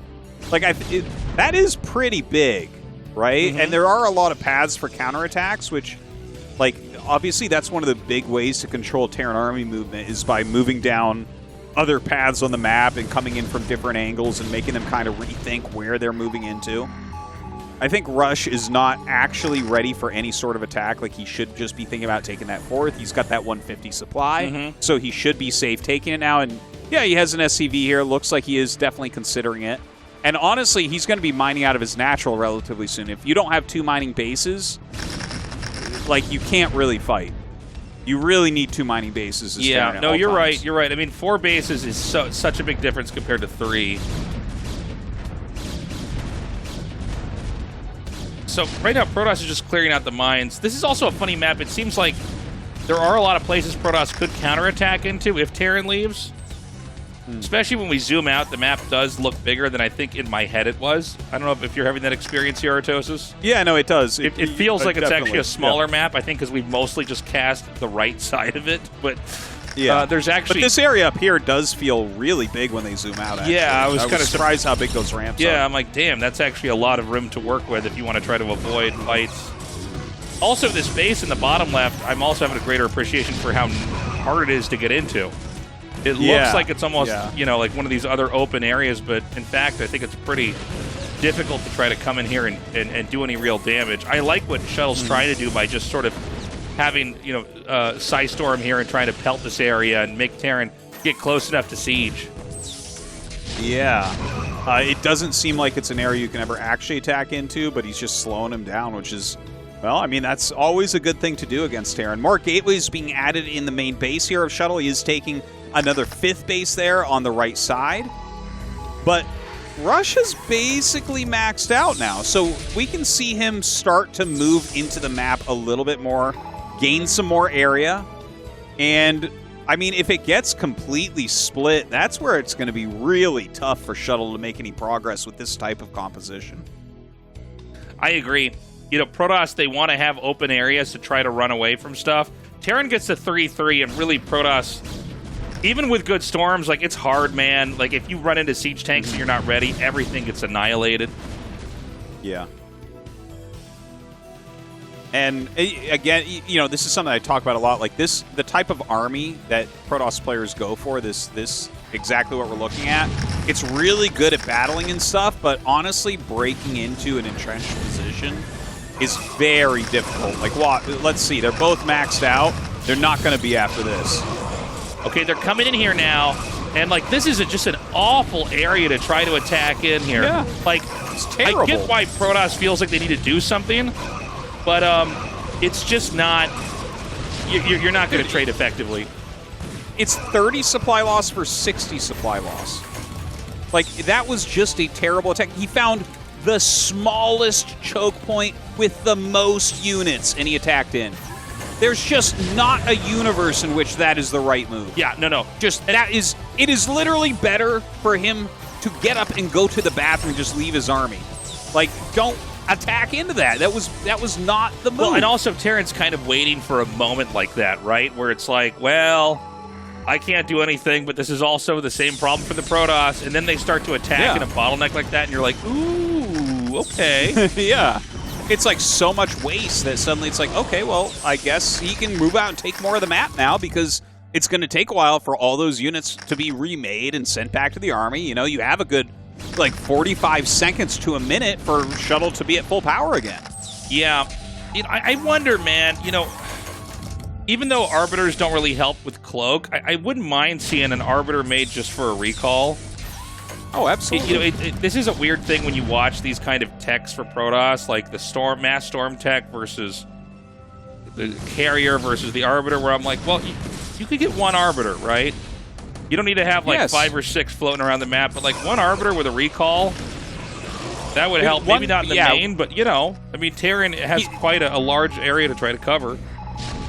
Protosses never even take all their gases in PvT. Like, you can afford to go Arbiter. Yeah, exactly. If you're far along enough, I mean, you're going to have the resources to kind of do what you want. It's the same reason why you want to have the Observer speed and the vision and, you know, the energy upgrades for the Templars. You want all of that because you're not trying to cut corners here. Now, Rush is pushing up right into the center. If he can gain control of this area, it's going to be huge. Throws an EMP out, but the Storm does get out. Another Storm being thrown down. And this is, I mean, that wasn't, I liked how Shuttle dealt with that right there, but it's still a tough position because he's not playing at full supply right now. Okay, more Storms coming down here. And remember, guys, Psystorm doesn't care what upgrades Terran have. It's one of the crazy things that we have in Brood War where it just so happens this was the way the game was programmed so that there is, like, you know, a way for Protoss to try to fight the 3-3. But even then, these wounded tanks are still kind of plowing through everything that's over here. Well, he is starting to really clump them as well. Rush is moving as quickly as he can across the map. Don't forget, he does only have 2 bases mining, and that's, you know, he's got to either get a bunch of damage done right now, or he needs to take another base, and he's deciding to go for the damage, but it's getting a little bit tricky. Look at this, another huge army being rallied out, but, ooh, if he tries to go up this hill, that might not end well. Yeah, he's got some good Psystorms off here, and look at the supplies. This is very important here. Even though a lot of the Terran units have been lost, I'm worried that Protoss is just not quite hanging on to enough here to stop this very specific moment in the push, and this is where the Terran can siege up outside where all the gateways are. Again, this is a map kind of like Eclipse where you don't get to have gateways all over the map so that even if Terran closes in on one spot, you come in and hit them somewhere else. And so now, you know, if Terran can reinforce this, all that Terran has to do next is break off a tank here, a tank there, a tank somewhere else, and while this contain is set up, you can shell all these other bases, and that's why Shuttle taps out. GG. Rush wins game 1. Yeah. That was a great game, Tastosis. I think it was really interesting. It was cool to see Butter expand to the left side. But that attack in the bottom left from Shuttle, like, Rush just seized that opportunity because Shuttle never had a maxed army together again after that. It just, that was such a blunder by him. He's got to be kicking himself over it. Yeah, that was a rough one. I mean, he shouldn't have attacked in there. That was a very tough game for Protoss. I mean, it looks terrible when they attack in like that, but I get it. The frustration, No, I could even attack it in there. Of, I've done that before. Yeah. No, I mean, everyone blunders every game just about in StarCraft 1. It's just, the decisions are so difficult. But, I mean, at this level, if you want to go to the round of 8 of ASL, you cannot make attacks like that. Like, that was the worst place on the map, the tightest location, literally. So Rush is able to pick that game up. It was a tough one on both sides, and now we're going over to Metaverse. Hopefully Shuttle can play a stronger late game there. The early game was an interesting one. Let's not forget that was actually a Nexus first. That was kind of crazy. And then we ended up in a game that was that insane. Metaverse, as you said, Tastosis, is where we're going to go here for game 2. Let's see what happens, man. Can Shuttle try to come back? He has had a lot of long, dramatic games here, but if he loses, it's all over. Yeah, that's right. Let's see if we are going to get Rush into that next round, or will he? I mean, the way that Shuttle's playing tonight, he played a good game except for that one move, so I could see him coming back and maybe eliminating the second-place finisher from last season. As it pleasing to me that it's seeking for you. Tell them the story, tell them the truth. As it pleasing to me that it's seeking. 메타버스에서 게임을 시작합니다.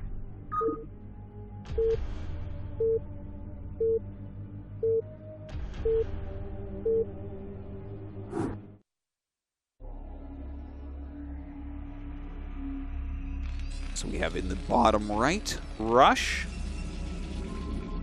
And in the bottom left, we have Shuttle.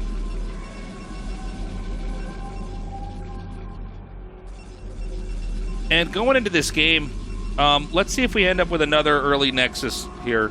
I don't think Shuttle has the most modern approach, and I will say now, I think early Nexus is not the most modern approach. So he could end up going for it again. There was a period where it felt like Nexus first was fresh and it was wild and crazy, but really I think Terrans are still very good at dealing with it. I like if we do see it, Mini's approach to just kind of default into Forge if he feels threatened at all. Yeah, totally. Like, if you steal the gas and do it, like on Butter, which, I mean, it's a 4-player map, so the odds of that are very, very, very low. But if he had done something like that, had something like that prepped, that last game would have looked a lot different at the beginning, wouldn't it have? Yeah. I mean, yeah, you're right. If you're kind of ready to just counter that, boom. They have to now play in this kind of, I don't know if it's a behind position, but it's certainly not one where they're able to capitalize on their rush. Well, I'm kind of wondering if we're going to see. It does look like, by the way, that it is a Nexus first, but are we going to see that proxy robo down at 6 o'clock? That was one of the most fun things that we had on Group A. It's so funny too, because like proxy robo is also one of these like really old ideas, and you almost don't have it anymore. But it makes sense on a map like this because they can't run out and kill the robo. But I mean, I would welcome it. It seems like all the Protosses kind of have the same idea. Yeah. Well, it seems very, very solid, but, I mean, you might not necessarily need to do it. You're kind of close to them anyways in your main base. And it looks like Rush is going to actually end up scouting him pretty late here on the Nexus first. We'll see if he does end scout, which would give him time to do the Marine SCV bust. But, yeah, it's... I guess we just wait and see on Rush's side. I have seen him occasionally, even in close spawns, allow the Nexus first to go through, and instead go for things like dropship or just like vulture containment, harassment type plays. When you look at the islands as a Terran player on this map, I mean, does it make you more nervous about carriers and spawns like this, or maybe arbiters, yeah. or does it play any kind of impact or have any kind of impact at all, you know, on you? Yeah, no, I think specifically carriers would be really, really scary here because that's such a great place to retreat into. Can you imagine if Protoss has carriers and, like, one of those bases? Oh. Like, especially 6 or 12, you will never kill it. There's just not a way to kill it. So it's just like a free base, and the carriers can always go back to it. And yeah, I think that would be very scary. And, I mean, that pairs well with Nexus First, even. Sure. Yeah, no, I think it's cool to see that, you know, there's this way to tech the carriers that's really fast, but actually there really doesn't seem to be that much that Terran can do, and I think a lot of that is because the Nexus First comes out so fast. By the way, this SCV and Marine, this is kind of cute. It's reminiscent of the first game, but we don't have the same type of pressure with the workers coming out. No, we don't see workers yet, which is interesting. Okay, here they come. They are coming. And all right. You definitely do want to send them because you, against this 2-gate, without the workers, you have no chance of breaking it. Yeah, and the 2 Zealots coming here, again, it's a good way to go Nexus first, but the problem is that when the SCVs and the Vulture come, then you're in a little bit of trouble. Then there's like just this wall of damage, and you can't quite deal with it. And the Dragoons, they come like around when this attack actually hits, so sometimes you want to have the Zealots actually out so they can hit from behind, I think. Yeah. Yeah, that can be a tricky thing to deal with. But with someone with the multitasking of Rush, he can send a Vulture out and kind of micro that while pushing with the Marine SCV. Now look at this. He actually, look at Shuttle killed off the first probe, and he's targeting down some of the SCVs, making the bunker, which can be a very good move. The Zealots will be picked off. Almost no SCVs remain, only 3. Well, this is kind of crazy. This is weird. I am going to have to go back and watch this again because I'm kind of stunned at the fact that all these workers were sniped. What? Yeah, but there's a ton of probes dying here as well. Yeah. And now there's no Marines. The bunker finishes, but there's going to be like 1 SCV and no Marines, so the bunker does not even matter. So that was like 8 SCVs lost for Rush and at least as many probes lost. Maybe even more for Shuttle. Yeah, so like where are they at now? I mean, the tank is made. I don't think you want to go across the map with a Dragoon yet. Yeah, I think you well, you might want to try to figure out what he's doing, but if you do this attack and you don't bust the Nexus, it's basically just a loss. So you have to do something else, and this is what I have seen have the most success, is you just kind of rebuild and go again. Really? But actually, he's lifted the rack, so he's going to try to expand. Maybe he feels like he got enough probes that it's a playable position, but well, I don't think it is. You know, I think he is way behind. Well, it's a weird one, right? I mean, how many games have you played on your own where you both lost all the SCVs, but you also killed all the probes, and then it was just Dragoons and Vultures left over? I don't experience that very often. Yeah, I've had it a few times. Oh, and really? Normally what I do is I go into tank and marine and I just try to push again, because trying to go into a macro game, like, I mean, even if you kill the Nexus, the macro game is normal, right? Like, if they don't lose a bunch of probes. But here it's like, well, you have to start your command center, and you don't know really, is he going Reaver? Okay, so you have to get turrets. Is he going Obscune? Okay, you have to get Siege Mode. So now Protoss can just kind of expand because you have to do all these different defensive maneuvers. And yeah, I do not like this position for Rush. I think we're going to see that reflected in Shuttle getting pretty far ahead here. Now, is Carrier still an option for the Protoss here? Yeah. It feels to me like the third base is kind of a wonky one to take. We were mentioning earlier you can rush into Carriers just off of 2 bases, but also they're, like for Protoss, if you're going to take a third, you could take one that's close to the Terran. You could take an island, which is fine, but there's also problems for the Protoss trying to defend an island unless you have the Reaver. Or you could try to take another main here. Now that I'm looking at these spawns specifically, this is kind of awkward for Protoss as far as growth goes. Well, it looks like his plan is to take the 9 o'clock. Like, he's been mining out that little mineral patch. He's sending a goon. So I think that's solid. And the Observer is coming over to check what's what. And I think when you see the turret, you definitely can go into Carrier here. Like, look at this. You see he's doing all those defensive maneuvers I was talking about, right? Because you're not exactly sure what's coming from Protoss. So it's like, okay, turrets, siege mode. The second factory is very late, so there's no attack that can come anytime soon, right? The quickest that you could ever even think about attacking is like 5 minutes from now. So look at that. He throws down a Stargate as he scouts it. And Stargate is, yeah, it's a great call. And you know what else? Because of the way this map is laid out, like, Terran most likely for the third would take this base that's to the left of the main and the natural. But you know what, dude? If you go Carriers, you could get behind that base if that's where they expanded. And if they have an island base, even if they mine that out and it's not really like an island anymore, you could harass that from a different angle, and you could hit the main. So, like, Carriers are looking very strong. Yeah. I think Metaverse definitely looks to me like a Carrier map, and I think Shuttle has done this correctly here. Now, the one saving grace for Rush, like Rush's build that we have here, he is in a bad position, and Carriers are going to be a pretty good counter, but he is getting quick upgrades. So that's one of the main things you do want against Carriers. It's just there's not really a time he's going to be able to move out, and those bases that we keep talking about, like, he can't really attack those.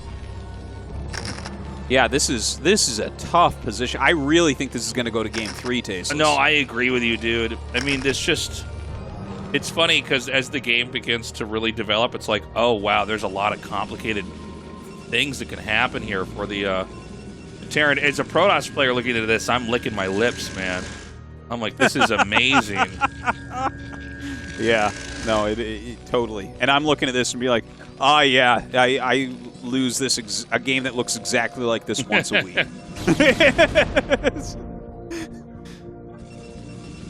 And so we're going to have the Carriers come out now. A couple more gates have been thrown down here. And, this is really, I think, one of the most popular ways for Protoss to play nowadays is to go for the Carrier tech pretty fast. And then, from there, just try to fight the Terran in kind of the new Carrier style, which is really like snipe what you can, but most importantly, snipe tanks. Be ready to defend if you need, but once the ground army comes to fill in, if their tank count is low, the Goliaths really can't do anything. Yeah.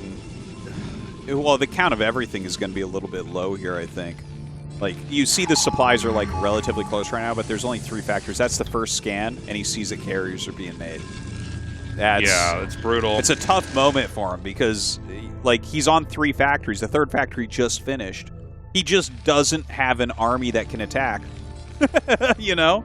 He doesn't have enough units, and he can't rally in enough units to attack yet. So this dropship's going to come. Is this a full wall in here in the main? I guess it doesn't matter. Sure. I don't think so. You can just fly right over it. Sometimes when you do these carrier builds, a really good idea is to just kind of wall off everything, but I guess if you're just going to suicide it, it doesn't matter. Hey, this is actually a really good drop. Yeah, the I mean, interceptors were not really ready. Yeah. Not without the full interceptor count. So he kills a decent amount there. Gets a scout off of pretty much everything. Oh, I like that. Look at that. He actually has vultures over on this side. That was optimistic, too. He's like, yeah, this dropship's making it through. I know, right?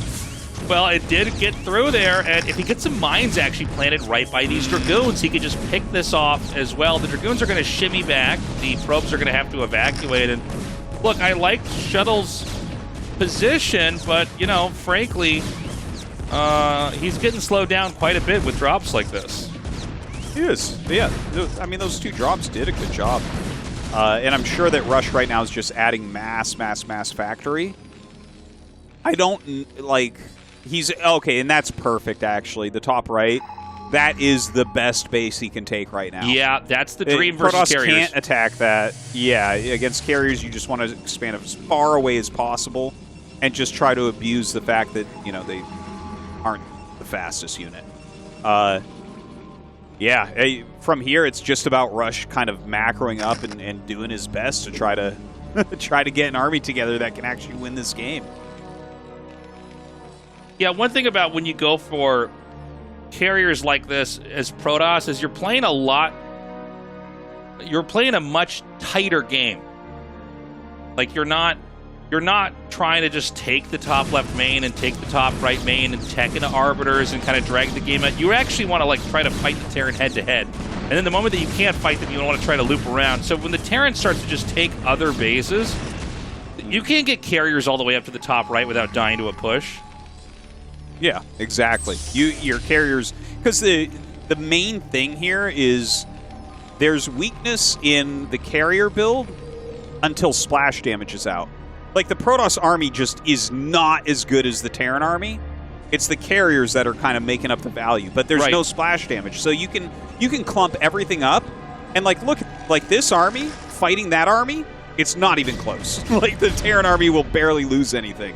So you need the carriers with this army until you have that splash. You can't really send them off on their own. He's going to pick these vultures up one more time. And I don't know that he can actually get in there, so he's just going to back up. What would also be good for the Terran to do, I think, now, I mean, we might not be there yet, but take the top left. Top left? Just put a command center there, dude. It gets really annoying, especially when the pushes come out, because the ground army really, and the air army can't really deal with all that. Well, I think he's going to have to start putting pressure on pretty quickly here. Shuttle going to send an observer to top right and find the thing he least wants to find, which is a command center full of SCVs. And now this is going to kind of spur on some action. Look at this. Shuttle is moving through the center, clearing out some mines, so he definitely wants to attack top right. But this gives Rush the opportunity for the counterattack, and, like, he will cut through the main base of Shuttle like butter. So Shuttle has to, like, maybe threaten a counterattack or something, but he could get out of position here. Like, look, he might just get sandwiched between Rush's army. So I think Protoss has to turn around very quickly. Good job forcing the siege. That's going to slow the Terran down. And, you know, it's funny. The Terran, I guess, has the same problems in trying to mass expand the Protoss does. These island bases over here on the side take up so much space. So he just has to run. You can't afford to lose the ground army. You can't fight, but you can't lose it either. And, dude, honestly, look at where this armory is. Oh, my God. Oh, yeah, that's painful. I hope that's the armory. Yeah. But, look, this location for the carriers, they are not going away, man. This is going to be a huge pain in the butt. I think you actually have to counterattack right now. Just leave yeah, that's what he's right, doing. that's so the play. He leaves a good amount of galls and just sends the rest of the army across. And this is Rush's like only real chance here, since he's only got, you know, his natural basically mining at this point.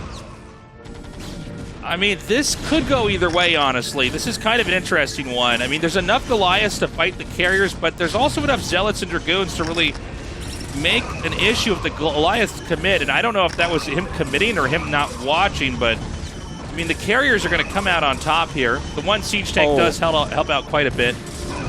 I think Rush just made a big error. Like, he backed up. That he didn't need to back up. His rallies were actually going to deal with that push. He needed to actually push right then. Now he's actually given time for the other carriers to come back and join his main army. I think this is it, Tastosis. I think everything for Rush is going to be blown up in a second. Yeah, and I think with the carriers coming here from behind, as long as he doesn't overextend with them, he's going to be okay. Yeah, the Zealot's getting on top of everything here. By the way, it's the Templar tech really is the final piece. Not just the High Templars, but the DTs as well. Having a couple DTs and setting them out here.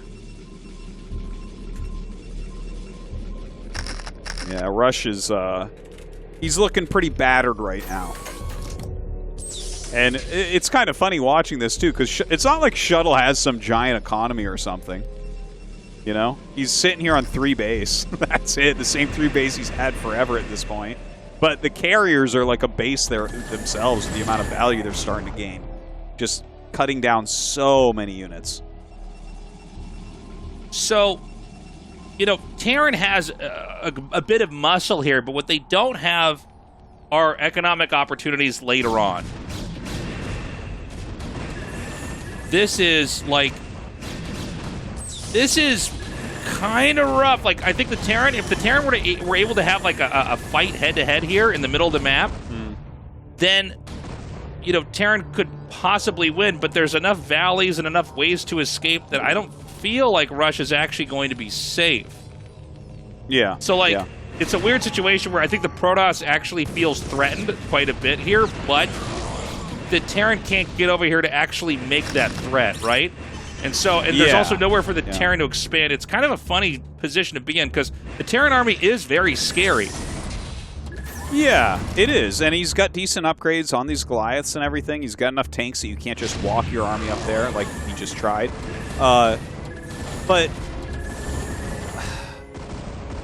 yeah, I don't know. I still look at this, and I think that Shuttle still is, he's good, you know? It's great that we see Rush finally getting another base up, but Rush's economy is not that strong. You see he's very low on bank. He's down 30 supply.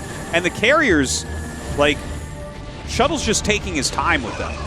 They are going to give him so much value. Yeah, and this is the play here, to snipe the tanks. Even with just the 2 tanks in the back, that's not enough splash damage. Keep in mind, some of these tank shots are going to be drawn onto the Zealots that are going to be hitting the Goliaths here. And as long as pretty much all the carriers stay alive, he might lose 1 or 2 with a volley here or there. You start to push through, and he goes right on top of that once more. And you could see now the Terran just doesn't really have anything. And that was a beautiful attack there by Shuttle. I mean, he's just, that's it. GG. Okay, we're going to go to the last game. Yeah, yeah. So let's not forget the reason why the game got like this. Like, Rush failed to bust the Nexus first. And when you attempt to bust it and you do not, I think Shuttle played it perfectly from there. Like, he made it very mathematical, right? It's like he went for the most powerful Protoss unit, knowing there was no attack timing to stop him from doing it. He got them. Like, Rush made a valiant effort, but at the end of the day, Shuttle just had that edge throughout the game. Yeah, I mean, it was honestly, those 2 spawns and the way the game developed, it looked almost to me like it was one of the best possible carrier positions you could ever ask for. And I think Rush did a really good job hanging on. Like, I mean, he put up a very good fight. Yeah. Yeah, I mean, you can see his quality of play there. You know, after the failed Nexus bust and getting into a position where he's got like 2-1 and he's on 3 bases and got a ton of units, he did a great job. But we're going to go into map number 3, which, if I recall correctly, is Allegro. Yeah, that's right. Which is definitely, I mean, that's a pretty vanilla map overall. I'm still feeling Rush, Tasteless. I think he is playing a bit better than Shuttle here today. Yeah, well, I think he is better than Shuttle, to be honest. I mean, I think Shuttle played a good game back there, but, you know, we do have games like this in StarCraft. As amazingly balanced as this is, there are spawns and matchups and techs where you're like, I kind of like it for this guy. And in this case, in that last game, it was Shuttle. All right, guys, we're ready for the final game. Let's do this. As it bleeds into me that it's freaking for you. Tell them the story, tell them the truth as it bleeds into me. 알레그로에서 게임을 시작합니다.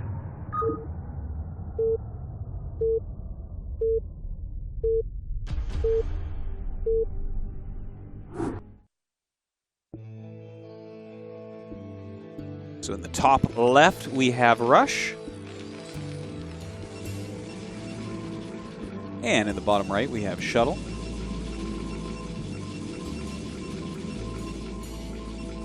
Yeah, man, cross spawns. I mean, we've had some Nexus first openings. I do feel like the Protoss is always safer in cross spawns. It doesn't mean the Terran can't do some kind of rush, but if Shuttle's going to play like he continues to play, I mean, we could have a game that's sort of similar, although we cannot have the kind of carrier game we had in the last game just because that really was unique to Metaverse. Oh, yeah, this is not a particularly good carrier map, I think. Yeah. There's not as many places to really abuse or run away to. There's not as many terrain features that you can make Goliaths have a hard time around. So, not that, I mean, if you get into a big enough game with big enough economies, carriers can always be reasonable, you know, popping out 5 at a time. But some of these quicker carrier builds are probably not going to be as strong here. Yeah, I mean, this is definitely, I think, an improvement off of its previous map, Largo here, but like, there's definitely still some ideas of open space, of being able to run around. It doesn't mean that carrier tech overall can't work, but the kind of carrier tech I think we saw in the last game can't happen. Yeah, definitely agree there. Now, Rush is going for a gasless expansion, and that's going to do really well for him. Just looking at the positions we're in, the fact that Shuttle is going for a gas, like, this is what you want from the Terran side of things. So he's going to have a nice little economic boost in the beginning here. Yeah, and, you know, to see Shuttle kind of go back to basically the orthodox Protoss versus Terran opening here, it's not that surprising. I mean, if you're somebody who's trying to pick up Protoss and, you know, maybe you're from StarCraft 2 or you've been watching for a long time or you used to play a million years ago and you want to come back, this is the build you got to know. Pylon, gate, gas, core, pylon. And there's so many different forks in the road, so many different trees that you can branch off into with this build, but it seems like Shuttle is going to try to play, you know, in the realm of a standard game here. But I like this for Rush. I mean, the build that Rush is doing, I think, is actually the best versus what Shuttle's opening with. Yeah, I would definitely agree with you there. Now, there's some counterplay. Oh, that is a very quick Citadel. Yeah, that is a very quick Citadel. Is that before Dragoon? Yeah, I think it is. Like, that is just as quick as can be. Now, are we going to see a well-timed engineering bay? You never know. This could end up being a free win in like a couple minutes. Like, occasionally you'll have a game like that where the DT comes in and it's like, oh, my eBay is not done. Well, that's it. Yeah, I mean, it's weird because we already casted a game where Mini just like went for super fast DT, and I kind of feel like that was a one-off, and then here we are again. But this is a super fast DT. Yeah, it's faster than the one that Mini went for. Now, the SCV just runs from the Dragoon, so he actually doesn't have intel on whether or not there's a Nexus. I mean, he's got to make the eBay in about 30 seconds. I love how you're talking seconds, like maybe. there's a bomb that's about to go off. This is great. There is. It's an invisible bomb, Tastosis. It's the most dangerous type. So, one thing to note is that like this is faster than a Nexus DT, which we had casted earlier in the tournament.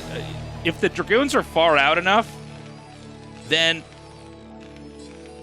the issue is like you actually don't realize that there is no Nexus, right? I mean, it's easy for us to see, but it's actually kind of hard for the Terran to get in there with the SCV and confirm it. Yeah, it is. And I don't think he's going to be able to get in, but he made the eBay in time. So, I mean, you never know. We saw, what was it, Mini just push the DTs into the main base against Light and get some reasonable damage. Oh, he should see the blur. Oh, he might have seen it. Okay, so there's a decent chance now he look saw. at that turret. Artosis, that turret is safe. Yeah, that turret's invincible. That turret, no one's ever been to that, where that turret is. DTs can kill the bunker, though. So he's actually got to be a little bit careful about that, because that turret won't reveal DTs on the front of the bunker. Yeah, so wait, he can hit the front of the bunker and the Marines can't do it. This actually almost looks perfect. Oh, he's like, come at me. Oh, no, my turret. Yeah, that was a bait turret right there. That's sick. That was really good. That was completely bait. Oh, yeah, my God. That was and he even made the so second good. turret in his natural. Like, look how careful he's being. He's just like, all right, I'm going to the round of 8. Yeah. Yeah, that was beautifully done. Okay. Well, I mean, Protoss should lose now. I mean, this is bad. Terran already is ahead if Protoss makes a few Dragoons and then makes a Nexus. This is like he went for DTs, they were killed, and now the Nexus started, and already Terran is like mining from the gas at the natural.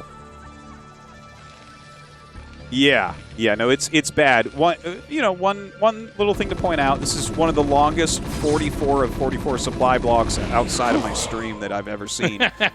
So. Little mistake there from Rush, but he does finally get it up. eBay, he's got a starport, which starport is one of the most fun and greatest counters to DT openers. Because it's like you're playing so blind as Protoss. Like, you can't have stuff everywhere. No, I mean, look, DTs, it's scary until they're stopped in PvT, and then you have to realize the Protoss has no idea what's going on. Mm-hmm. Like, it is super cheesy to go fast DTs. Yeah. You win some games, but then like after that, you are basically playing blind. In this case, he's gonna YOLO it, dude. Oh no. He's like he actually said YOLO and cowered it out. Yeah, he has a mask on, so you guys couldn't see it, but we heard it. Yeah. No, when you make 4 DTs and you start to approach, like, I don't even know what the hell the thought process was there, because he saw where the turret was behind the depot. In what universe are you going to get 3 turrets with 4 DTs and 2 goons? It's not going to happen. Dude, this is so over, man. I mean... Well, let's see what Shuttle's follow-up plan is, because sometimes you can just take, like, another bigger risk, you know? Like, do something totally, absolutely insane here as Shuttle. And maybe if Rush walks into it, like, he can... equalize the game. Oh, he's going to catch this. Yeah, this is smart. Oh, I think he should have just... Yeah, he tried to hug too far onto the side. The dropship can escape the Dragoons. I don't know if there's any other Dragoons on the map that can catch this. So, like... Oh, but what about the old switcheroo? Yeah, that's cute. Oh, but... Oh, but what if they don't shoot? What is happening? What if the goons just act stupid? What about that? These are pacifist Dragoons. I can't even believe it. Oh, man. Well, the Vulture drop doesn't do anything, but Rush is still ahead. So, I mean, Rush is fine. It was kind of weird because there was like a period where it should have gone bad for somebody, and then it was like nothing happened at all. Like even the Vultures weren't killed. Yeah, everything makes it out. It could have been bad for Protoss if he hadn't seen it, but then he did, and then he didn't kill it, and everything got away. So, Terran's still ahead for sure. All right, so he's rushing up to Arbiter, which is the most standard follow-up here. Yeah. He is getting ready to take a third base. Like, he has the probe over there in position ready. But I think that the counterplay that we see from Rush is really, really good. He's gone up to like 5 factories, and he still has a dropship. So his army is just bigger and better. Yeah, this is actually going to be a huge drop. If Protoss walls off... Oh, never mind. Okay, this is actually... I thought those Dragoons for a second were like part of a pylon wall or something. Yeah, so this drop isn't going to do much. This is actually one of the better ways to play, though. If you're on 2 base and the Protoss is trying to play pretty turtley, as you put 2 tanks into a drop ship, and then you roam the map with vultures and tanks, and you find a good spot and start to shell an area. Yeah, he's looking for a way in, but it's not that much ground that Shuttle has to block here. And he's blocking it reasonably well. Sending a couple goons to the main, I think that's a really good choice also. Clearing out some of these mines. Doesn't really have vision of the push that's going to be incoming. And it does look like Rush wants to push now. Yeah, it's about time that Rush could come out on the map. And, I mean, Shuttle may be pretty weak. We'll have to see if he can send his Dragoons out and maybe try to force a siege or two. But there is also a dropship on the map to hit. And this is one of the really powerful things about powering on these 2 bases and coming out late is, like, there's a lot of different ways that the Terran can really get to you. Yeah, like, I love the dropship setup. It's just so smart because, you can't have the army that can stop this after that opening and have cannons. So, I mean, he has a couple Dragoons in here. And, whoa, look at that. He actually knocks it down. Was that actually empty, though? No, I think it did have vultures. Yeah, I feel like it had 3 to 4 vultures, yeah. It should have had vultures in there. Okay, now he can just cut off the Protoss from this. I think this is going to be a pretty straightforward loss here. And again, this is partially, a powerful Terran push, but also a Protoss being punished for going for a super cheesy DT play. Yeah, 1 base DT, having it fail, and then making like 4 DTs. His Nexus was so late this game. So incredibly late. And now the 3rd base gets picked off for free. Every probe there dies. He's making turrets out here to help with the push. There's Arbiters out now, so there's like a little bit of play left here for Shuttle. I don't think he should leave the game right now. I think he's dead, dude. I mean, I don't think you leave right now. He has, if Rush attacks poorly, he can kill Rush's army. Yeah, but he's got this angle here at the nat. Yeah. I mean, Rush certainly should be able to kill him with this push, but well, I mean, he definitely got a fighting army here at least. Sure, Shuttle's come around the side over here, and he might have a good flank. He could also try to intercept reinforcements, but once the tanks can get in range of this Nexus here, it's going to be pretty tough. I mean, look, he is coming in here, he is clearing that. Problem is also the Arbiter doesn't help that much. In a moment like this, you've got turrets everywhere. He might want to try to hit from both sides when the pylon wall opens up, because that's probably the most convenient moment to attack in. Does he have a force field? Stasis? Oh, okay. Yeah, he throws down a stasis. Not too bad, but his units are actually all getting stuck on each other. All right, now trying to rush in here, getting some zealots on top of the tanks, coming in with the flank. And would you look at that? I think he's going to actually clear this. Yeah, I'm actually pretty impressed. Oh, well, that mine, spider mines are good, Artosis. Oh my God. That mine was brutal. Well, never mind. Yeah, he's... No, I mean, when the reinforcements come, if you lose your 3rd like that, and you're against a Terran that powered on 2 bases and took a late 3rd, like, you should lose, like, even without the spider mines coming in there. The next reinforcement wave is going to kill you. Because even if you hit them from that flank from behind, it's like, well, it doesn't matter now because you don't get a second flank because these things come down here and just smash you. But, again, man, greedy DT play. Yeah, we should be seeing GG here, like, in a moment, I think. A few Dragoons coming out of that main base, trying to push these Vultures back. But at this point, the 3 bases, he already broke the main army of poor Shuttle here. But it was a defeat of his own making, trying to get a free win with sneaky cloaked units. So, I mean, look, Shuttle... I guess as of now, he's kind of a round of 16 on his worst day, round of 8 on his very best ASL days. But, man, Rush, this guy has so much promise. We don't have a lot of Terrans left in this ASL, but he's the guy, if you're a student of the race, you're definitely watching, you're definitely cheering for. And he's going to come out on top here in the final match. Yeah, the last few units here of Shuttle are going to go around and end up dying. And very well played day today by Rush. Like, he had a very tough time against Action. Yeah. Even when it looked like he was in a decent spot, but comes back and is able to take down Shuttle 2-1. You know, Shuttle, he took that massive risk there, and it did not end up paying off, so I guess that's that. Yeah, man. Eliminated. Props to Rush, dude. He looked very strong, and I don't know. I look forward to seeing this. I feel for Shuttle, man. He's sweating, dude. StarCraft is a hard game. I mean, that was a tough one, too. He really rolled the dice and then played his heart out after, he did not roll Snake Eyes. After he did not roll sevens, he had to fight for his life, and it was rough. Yeah.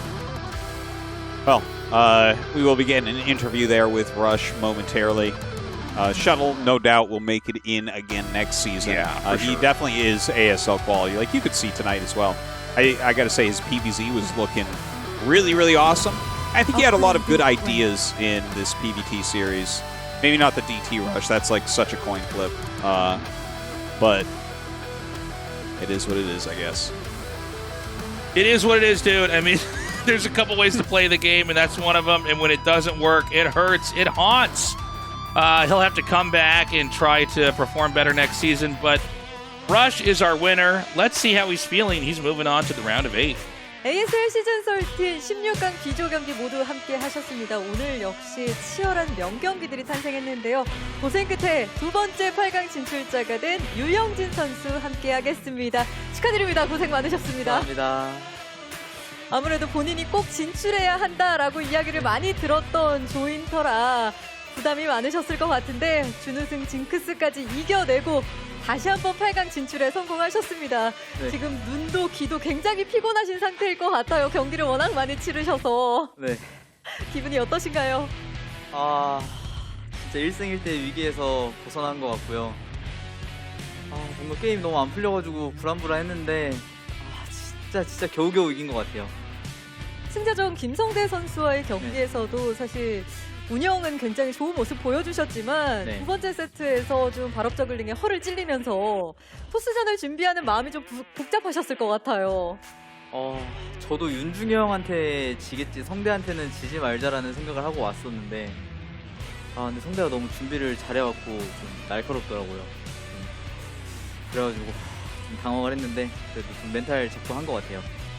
이 토스전은 전반적으로 좀 단단한 운영을 준비해 오셨던 것 같은데 아무래도 김윤중 선수가 계속해서 더블 넥서스를 쓰면서 유영진 선수의 머리를 좀 복잡하게 만들었습니다. 첫 번째 세트는 그래도 후반 운영에서 좀 유영진 선수가 앞서가는 모습 보여주면서 승리를 거두셨지만 두 번째 세트는 치즈까지 막히면서 또 더블 넥서스에 대한 좀 악몽이 생기셨을 것 같은데 네. 세 번째 세트를 좀 어떻게 준비해야겠다고 마음을 먹으셨나요?